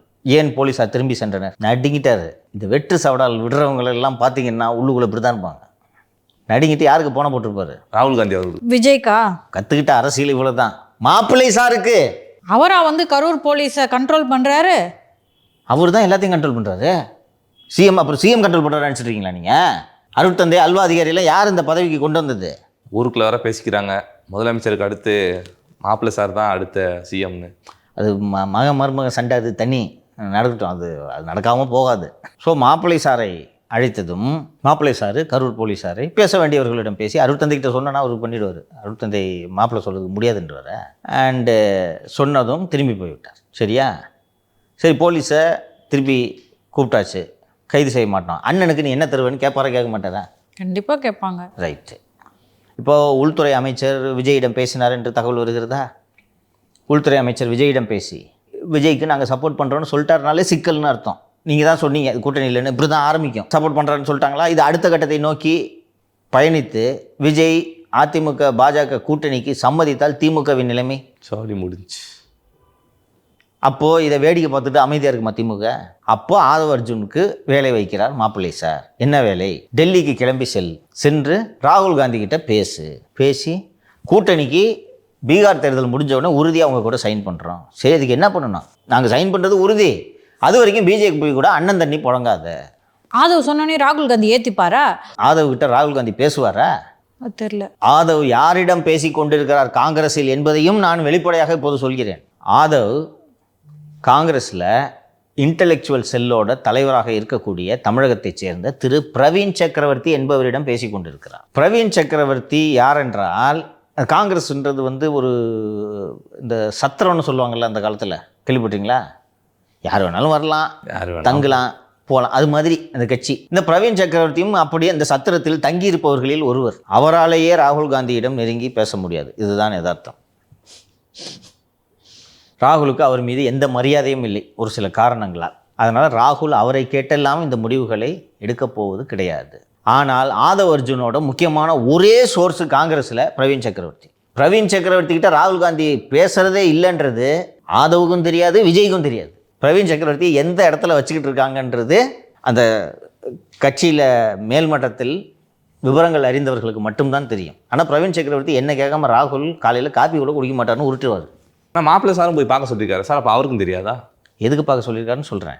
தெரிஞ்சு தான் சொல்கிறாரு, மாப்பிள்ளைக்கு தெரியும். ஆனால் நீ போய் பேசி காங்கிரஸ் கூட்டணியை நான் பேசி முடிச்சிட்டேன், நம்ம கூட உறுதியாக வர்றாங்கன்னு விஜயை நம்ப வையே. விஜயை நம்ப வச்சா விஜய் அடுத்து இப்போ அமித்ஷா தொடர்பு கொள்கிறார் என்றால் வேணாம், நான் ஃபோனில் பேசுறதுக்கு நான் ரெடியாக இல்லை. இப்போ ராகுலே கூட டைரெக்டாக விஜய் கூட பேசுகிறாரு சார். அப்படி இருக்கும்போதும் ராகுலுக்கும் விஜய்க்கும் நடுவில் வெறும் ஆதவ் மட்டும்தான் இருக்காரா? வேற யாரும் சோர்ஸும் இல்லையா? ராகுல் விஜயிடம் பேசியது திமுக சொல்லியதால். ஆனால் திமுக சொன்னதவே பேசலையே சார் அவர். திமுக ஏன் சொல்லணும்? பிஜேபி கூட போயிட போகிறாரு, நீங்கள் பேசுங்க. சரி, பேசி என்ன சொல்லணும்? இந்த விஷயத்துக்கு திமுகவை ப்ளேம் பண்ணாமல் இருக்க சொல்லுங்கள், நாங்கள் ஒன்றும் தொல்லை பண்ண மாட்டோம்னு சொல்லுங்கள். ராகுல் அவ்வாறெல்லாம் பேசாமல் we stand with you, you have our support, இதோடு நிறுத்தி கொண்டார். இப்படி தான் அரசியல். இந்த மேஸ்ன்னு சொல்லுவாங்க ஆங்கிலத்தில், உள்ள நுழைஞ்சா எப்படி வெளியில் வர்றதுன்றதே தெரியாத குழப்பமான ஒரு புதிர், அப்படி தான் இருக்கும். ஸோ இப்போ புரியுதா? அது அவசரமாக டெல்லி சென்று விளையாட்டு விழாவில் பங்கேற்பது என்றால், நீங்கள் அது விளையாட்டு விழாவில் பங்கேற்கிறது தான் வெளியில் சொல்கிறாங்க. இங்கே 41 பேர் வீட்டில் இழவு நடந்திருக்கு, இப்போ போய் நீங்கள் விளையாட்டு விழாவை சிறப்பிப்பது அவ்வளோ முக்கியமா? அதெல்லாம் கிடையாது. மாப்பிள்ளை சார் சொல்லி தான், நாங்கள் சொல்கிறது நீ செய்யலைன்னா நீ ஜெயிலுக்கு போவதில்லை. நேற்று கோர்ட்டில் கரூர் டிஎஸ்பி ஆதவனால தாங்க இவ்வளோ நடந்துச்சுன்னு சொல்கிறாரு. புஷி ஆனந்த் தலைமறைவு, நிர்மல் தலைமறைவு, அவங்க 2 பேரும் நேம்டு எஃப்ஐஆரில். Though he is not named Karur town DSP. ஏங்க ஆதவ் தாங்க காரணம், நான் ஆதவ்கிட்ட தான் போய் சொல்கிறேன், ஆதவ் தான் இல்லை அங்கே தான் போய் நிப்பாட்டுவோம் அப்படின்னு சொல்கிறாருன்னு கோர்ட்டில் ஆர்கியூ பண்ணியிருக்காரு. ஏன் ஆதவ் கைதாவில்? அது மட்டும் இல்லை சார், புஷி ஆனந்தையும் மற்ற நிர்வாகிகளையும் சார் தேடி தேடி பிடிக்கிறாங்கன்னு நியூஸ். தனிப்படை. இன்னொன்று, நிர்மல் நம்ம நேற்றே பேசணும், நிர்மல் வண்டியிலே இல்லை, ஆதவ் அந்த வண்டியில் இருக்கார். ஏன் பிடிக்கல? போய் தேசிய விளையாட்டுப் போட்டிகளில் கலந்து கொள்வதற்கு எளிமையாக தனி விமானத்தில் சென்று வருகிறார், ஏன் கைது செய்யவில்லை? அதுவும் கரூர் போலீஸ் வர வந்திருக்காங்கன்னு சொல்கிறீங்களே சார். வந்துட்டு தான் போயிட்டாங்களே. இல்லை, அதுவும் பேசக்கூடிய சூழ்நிலையில் கூட இல்லைன்னு சொல்லிட்டு எதுக்கு சார் விளையாட்டு போட்டியில்? விளையாட்டு போட்டி என்ன, இப்போ விளையாட்டு போட்டி சிறப்பிக்கிற நிலைமையில் இருக்கீங்களா? ஸோ திரு விஜய் அவர்கள், இப்போ நான் இப்போ கொஞ்சம் நேரத்துக்கு முன்னாடி காங்கிரஸ் ஏன் வராதுன்றதை சொன்னாலே இது யோசிச்சா முடிஞ்சிடும். நீங்கள் 2 பேரும் காங்கிரஸ் கட்சிக்கு தலைமை பதவியில் இருக்கீங்க, நீங்கள் தான் கார்கே, நீங்கள் தான் ராகுல் காந்தின்னு சொல்லுங்கள். நான் சொல்கிறேன், நீங்கள் வந்திருக்க கூட்டணிக்குன்னு யோசிக்க மாட்டீங்க. இன்னொன்று, விஜய் 60 சீட்டே கொடுக்குறதா எத்தனை சீட்டில் ஜெயிப்பீங்க? ஒரு 10 20? இங்கே ஒருத்தன் 25 எம்பியோட பிச்சுக்கிட்டு போயிடுவானே. Correct sir. பாராளுமன்றத்தில் காங்கிரஸ் ஏதாவது இந்தியா கூட்டணி ஒரு போராட்டம் நடத்துகிறாங்கன்னா எதிர்க்க போயிருப்பாங்களே, யோசிப்பாங்களா? எதுக்கு வரணும் விஜய் கூட? என்ன லாபம்? காங்கிரஸுக்கு என்ன லாபம்? நஷ்டம் தான் சார். ஒரு தேசிய கட்சி இவ்வளோ ஒரு பிளெண்டரான மூவை பண்ணோன்னு எனக்கு தோணல. அப்போ நீ ஆரம்பிச்ச இந்தியா கூட்டணி நீங்களே உடச்சி விட்டீங்கன்னா, அதுவும் எம்எல்ஏக்களுக்காக பண்ண வரைக்கும் அந்த கூட்டணிக்கு வர மாதிரி ஒரு பின்பத்தை உருவாக்குறது, அதிக சீட்டு கேட்கறதுக்காக மட்டும்தான் சார். அது மட்டும் இல்லாமல் விஜயை நம்ப வைக்கிறது, விஜயை நம்ப வச்சு கடைசி நிமிஷம் வரைக்கும் கழுத்த இருக்கிறது திமுகவோட அஜெண்டாவா இல்லையா? நீ பாட்டு போய் பிஜேபி கூட சேர்த்துக்கிட்டேன்னா நான் இங்கே தெருவுக்கா போகிறது? அப்போ இந்த கூட்டணியை உடச்சி விடுறதுக்கான எல்லா வேலையும் திமுக செய்யணும். எப்படி செய்யாமல் இருப்பாங்க? இப்போது தெரிஞ்சோ தெரியாமலோ இந்த சிக்கலில் திமுக மாட்டிக்கிச்சு, இது வரைக்கும் மாட்டிக்கிச்சு சிக்கலில். இப்போ தப்பிச்சு வெளில வரணும், என்னமோன்னு நினச்சிங்க, ஒரு கலாட்டா பண்ணி விஜய் மிரட்டி பார்க்கலான்ட்டு தான் நீங்கள் ஆரம்பிச்சிங்க. போஸ்ட் ஓட்டி கொலைப்பழியெல்லாம் சுமத்தி எல்லாம் வேகமாக ஆரம்பிச்சிங்க. என்ன எவனுமே விஜய் போய்ட்டு திரும்ப மாட்டேங்கிறான், நம்ம போய்கிட்டே திரும்பிட்டு இருக்காங்கன்றது தெரிஞ்சு போச்சு இன்றைக்கி. இதில் பார்த்தா ஐயோ இன்னையா உள்துறை அமைச்சர் வேறு பேசியிருக்காருன்றீங்க, ஐயோ அப்படின்ற லெவலுக்கு வந்துட்டாங்க. அப்போ இதை உடச்சி விட்ற வேலையை பார்க்கணுமா இல்லையா? அதுவும் ஃபோனில் பேசி நாங்கள் உங்கள் கூட நிற்கிறோம் அப்படின்ல வேற சொல்லியிருக்காரு. பயப்படாதீங்க, இதை பற்றியும் கவலைப்படாதீங்கன்னு சொல்லியிருக்காரே சார். எம்பிக்கள் குழு வந்தப்போவே தெரிஞ்சு போச்சு. அது உண்மையிலே நல்லா பிரமாதமாக வந்து எல்லாத்தையும் ஆய்வு பண்ணுறாங்க சார். அதுவும் அந்த ஏமாலினி சொல்கிறாங்க, இது வரைக்கும் ஸ்டாம்பீட் நடந்திருக்குங்க, ஆனால் எந்த பிரச்சாரத்துலையும் நடக்கலை. ஏன்னா அது வந்து பர்மிஷன் கொடுத்து நடக்கிற ஒரு இன்சிடென்ட். அப்படி இருக்கும்போது அங்கே எப்படிங்க இப்படி நடக்குது அப்படின்னு கேட்டாங்க. இவா யாருக்குமே பொறுப்பு இல்லைன்ட்டாங்க. அப்போ பிஜேபி களத்தில் இறங்குதுன்றது திமுக தெரிஞ்சுக்கிச்சு இல்லை? கதறாங்க சார். நேருலாம் வந்து எவ்வளோ பிரச்சனைகள்லாம் இருந்தது, அப்போலாம் வரல இந்த குழு. மணிப்பூருக்கு சென்றார்களா? யோ நான் மணிப்பூருக்கு போக மாட்டேன், இங்கே தான் வருவேன். என்ன பண்ணுவேன்? என்ன பண்ணுவீங்க? இப்போ நீங்கள் சொல்லலையா கள்ளச்சாராய சாவுக்கு போகல, நீ கள்ளக்குறிச்சிக்கு போகல, இங்கே வரலன்னா அப்படிதான்யா நான் கரூருக்கு தான் வருவேன்ட்டு சிஎம் சொல்லியா? அது மாதிரி தான் இப்படி நீங்கள் போனீங்களா? அவங்கள கேட்குறீங்க. அங்க பொறுமையா செத்தாங்க, இங்க கொத்தா செத்துட்டாங்கல்ல அப்படின்றீங்க. எங்களுக்கு மணிப்பூர் போக பிடிக்கல, எங்களுக்கு தமிழ்நாடு தான் பிடிச்சிருக்கு. நீங்க சொல்லியா கள்ளக்குறிச்சிக்கு போக எங்களுக்கு பிடிக்கல, கரூர் தான் பிடிச்சிருக்குதுன்னு நீங்க சொல்றீங்க. அவங்க சொல்றாங்க நீங்க அரசியல் பண்ணும்போது அவங்க அரசியல் பண்ண மாட்டாங்களா? இதான் தெரியுதா? இப்போ போஸ்ட் ஸ்டாம்பீடு சிச்சுவேஷன் என்னன்னு பார்த்தீங்கன்னா இதான் இன்னைக்கு சிச்சுவேஷன். ஸோ இப்போ விஜய் முன்னாடி என்னென்ன ஆப்ஷன்ஸ்? இதுக்கு நடுலங்க சார் ராகுலை பேசி நாங்கள் விஜய் எதுவும் பண்ண மாட்டோம், நீங்கள் ஒரு வார்த்தை சொல்லிடுங்கன்னு சொல்லியிருக்காங்க. ஆனால் விஜயை மட்டும்தான் திமுக டார்கெட் பண்ணுது. அப்போது விஜய் மட்டும் நீங்கள் டார்கெட் பண்ணுவீங்க. விஜய் குறைந்தபட்சம் தன்னை தற்காத்து கொள்வாரா மாட்டாரா? தற்காத்து கொள்ளணும் சார். நேரம் தற்காத்து கொள்றதுக்கான நடவடிக்கைகளை எடுத்துருப்பாரோ? அமித்ஷாட்ட பேசுனது என்ன நடவடிக்கை? அந்த தற்காத்து கொள்கிற நடவடிக்கையை விஜய் எடுக்கலைன்னு வச்சுக்குவோம். இந்த எம்பிக்கள் குழு இன்னும் அறிக்கை கொடுக்கல. எப்படி கொடுப்பாங்க? எப்படிப்பா கொடுப்பாங்க அறிக்கை? என்னதான் இருந்தாலும் விஜய் கொஞ்சம் லேட்டாக வந்திருக்க கூடாது. ஃபோக்கஸ் லைட்டை போட்டுக்கிட்டு முன்னாடி இருந்தே முகத்தை காட்டிட்டு வந்திருந்தாருன்னா இவ்வளோ கூட்டம் வந்திருக்காது.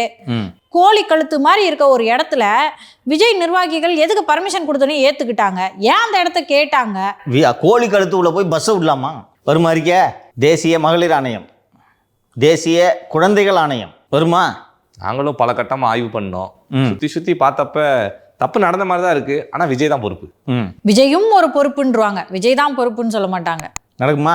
இதான் அரசியல். இப்போ அதிமுக பிஜேபி வந்து கூட்டணி வச்சிருக்காங்க சார். இவங்க கூட தாவேக்காவும் சேர்ந்துருச்சுன்னா அவங்க தொண்டர்கள் ஏற்றுப்பாங்களா சார்? போய் பிஜேபி கூட கூட்டணி வச்சிட்டீங்களே அப்படின்னு சொல்லிட்டு. விஜயே இருக்க மாட்டாரு, பரவாயில்லையா? அந்த தொண்டர்கள்ட்ட தான் கேட்குறேன் நான்.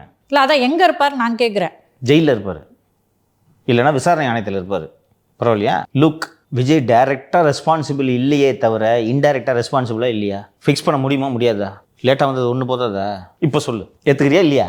அவர் ஏற்றுக்கிறார் சார், வேறு வழி இல்லை. இதெல்லாம் வந்துட்டு கழுத்தை பிடிச்சி போறியா இல்லையா அப்படின்னு சொல்லிட்டு கேட்குறது இருக்குது சார். அந்த பிரச்சாரம் பண்ணுறப்பெல்லாம் பாசிச பாஜக அப்படின்னு சொல்லிட்டு இவ்வளோ நாள் சொல்லிட்டு போய் கூட்டணி வைக்கிறப்ப என்ன நம்ம தலைவர் இப்படி பண்ணிட்டாரே அப்படின்னு சொல்லிட்டு ஒரு தலைவர் மேலே ஒரு கோவம் வரும்ல சார். இழந்த 41 உயிர்களுக்கு நீதி கேட்பதற்காக, 41 உயிர்களின் தியாகம் வீணாகிவிடக்கூடாது என்பதற்காக, உயிரிழப்பு நேர்ந்தால் கூட பரவாயில்லை, தாவேகாவை அழிக்க வேண்டும் என்று முயன்றவர்களை தோற்கடிப்பதற்காக, ஒரு குடும்பத்தின் ஆட்சியை வீழ்த்துவதற்காக இந்த தேர்தலில் மட்டும் கூட்டணி சேர்க்கிறேன். பாஜக தலைவர்கள் தமிழகத்தில் நாங்கள் மதவாத அரசியலில் ஈடுபட மாட்டோம் என்று என்னிடம் உத்தரவாதம் அளித்தார்கள்.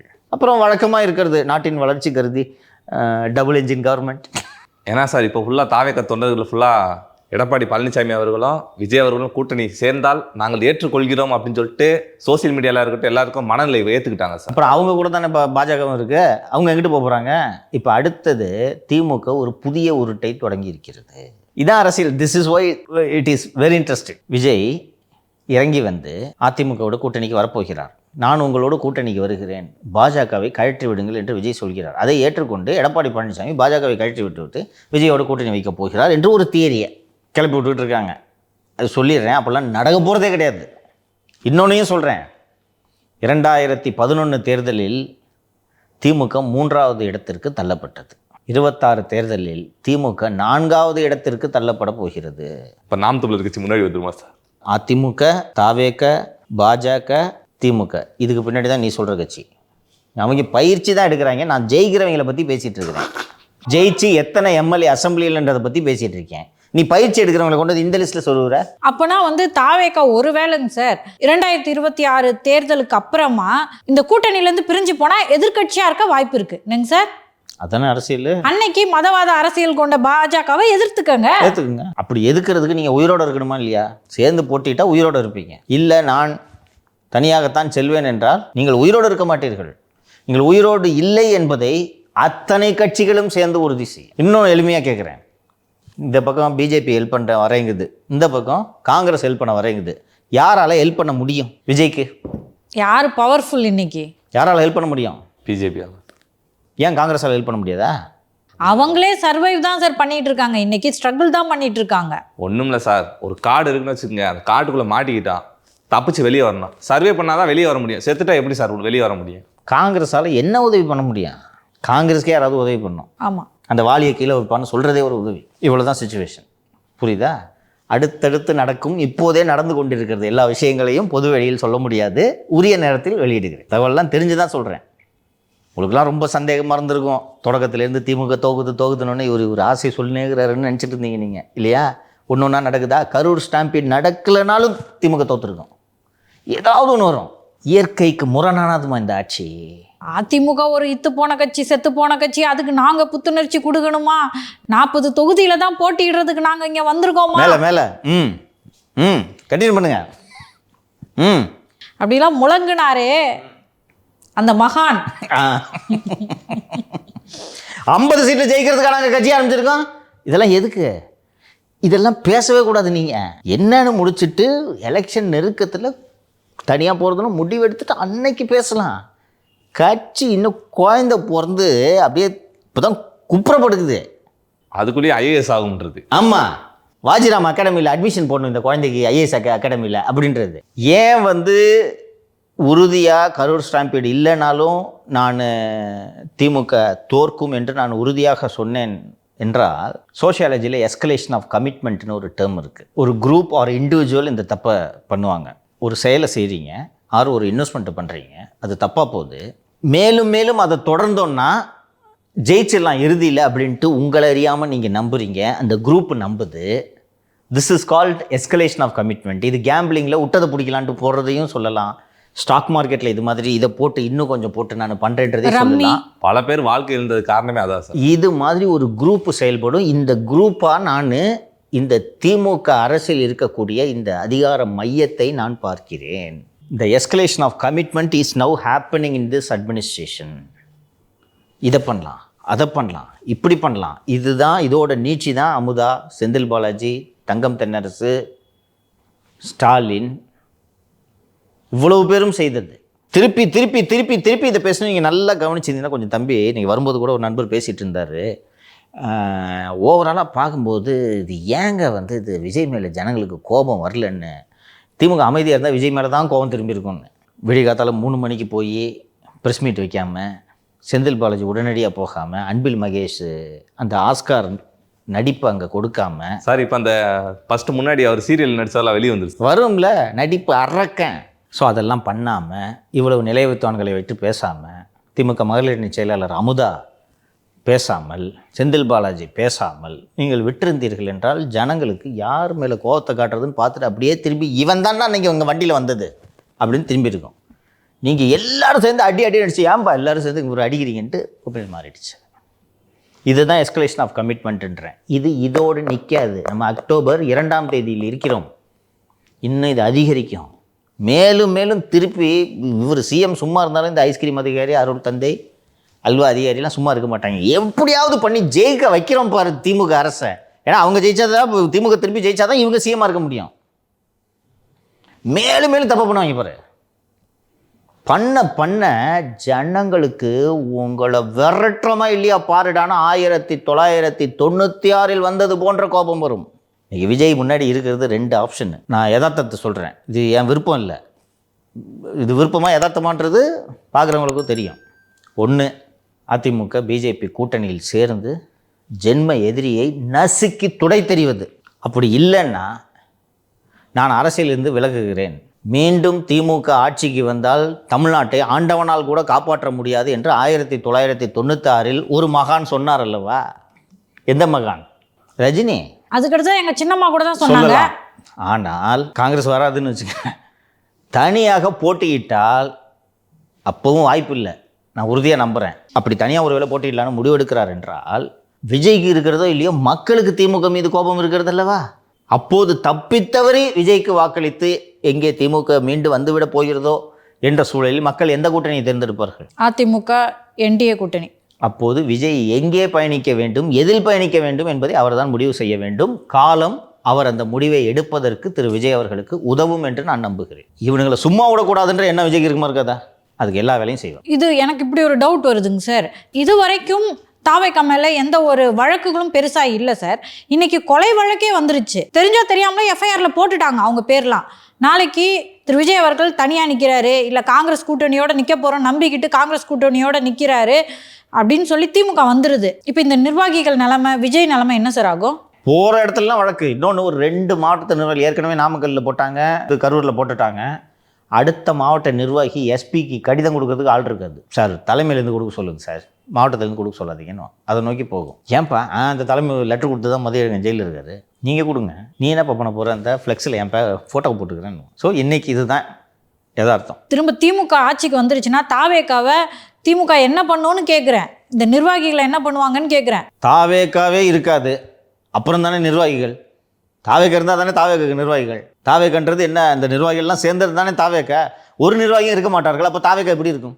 அப்போ விஜயை காப்பாற்றணும்னா திமுகவை தோக்கடிக்கணும்னு மக்கள் முடிவு பண்ணிட்டாங்கன்னா தாவேக்காவோட விஜய்க்காக இதை செய்வார்கள். விஜய்க்காக இதை செய்வார்கள். நான் நீ வேணா தனியாக நின்றுக்குண்ணா, இவனுங்களை வீட்டுக்கு அனுப்பணும்னா அப்படின்னு முடிவு எடுப்பாங்க. உங்களை விட அதிகமாக அவர்கள் மீது இவர்களுக்கு கோபம் இருக்கிறது. நீங்கள் வேணால் ஜானா ரகிசாமி ஆதவர்ஜன் சொல்கிறத கேட்டுட்டு போய் தனியாக நின்று போ, எங்களுக்கு இவங்களை முதல்ல தோக்கடிக்கணும், உனக்கு அடுத்த வாட்டி சான்ஸ் தரேன், நான் 31 போங்கன்றோம். தெளிவாக இருப்பாங்க. ஆனால் தாவேக்க தொண்டர்கள் அதை ஏற்றுக்கிட்டாங்க சார். அது உண்மைதான் நீங்கள் சொல்கிறது அப்படின்னு சொல்லிட்டு. இவங்க ஒரு தீய சக்தி தம்பி, புரிஞ்சுக்க. இவங்க இருக்கவே கூடாது. யார் கூடயாவது சேர்ந்து இவங்களை வீட்டுக்கு அனுப்புகிற வேலையை பார்க்க போகிறீங்களா, இல்லை தனியாக நின்று இவங்களை திருப்பி நீங்கள் ஆட்சிகளை உட்கார வைக்க போகிறீங்களா? இவ்வளோ தான் நீங்கள் இருக்க கொஸ்டின். அப்போ விஜய் எந்த முடிவு எடுப்பார்ன்றது இட்ஸ் ஆப்வியஸ். இதை விடையும் சார் நீங்கள் ஒரு விஷயம் சொல்லுவீங்க, என்னதான் விஜய் தனிச்சு நின்னாலும் திமுக வீட்டுக்கு அனுப்பணும்னு நினச்சிட்டா அதிமுகவை வந்து ஓட்டு போட்டு தேர்ந்தெடுத்துருவாங்க அப்படின்னு சொல்லிட்டு. அந்த தியரியை என்னால் நம்பவே முடியல. ஏன்னா இவ்வளோ கூட்டம் வருது. பட் இந்த கரூர் இன்சிடென்ட்டுக்கு அப்புறமா கண்டிப்பாக இந்த முடிவை மக்கள் எடுப்பாங்கன்னு நான் நம்புகிறேன் சார். அவ்வளோதான். நாளை நம்பிக்கையோடு நிகழ்ச்சியை முடிப்போம். நன்றி. நன்றி சார். நன்றி சார்.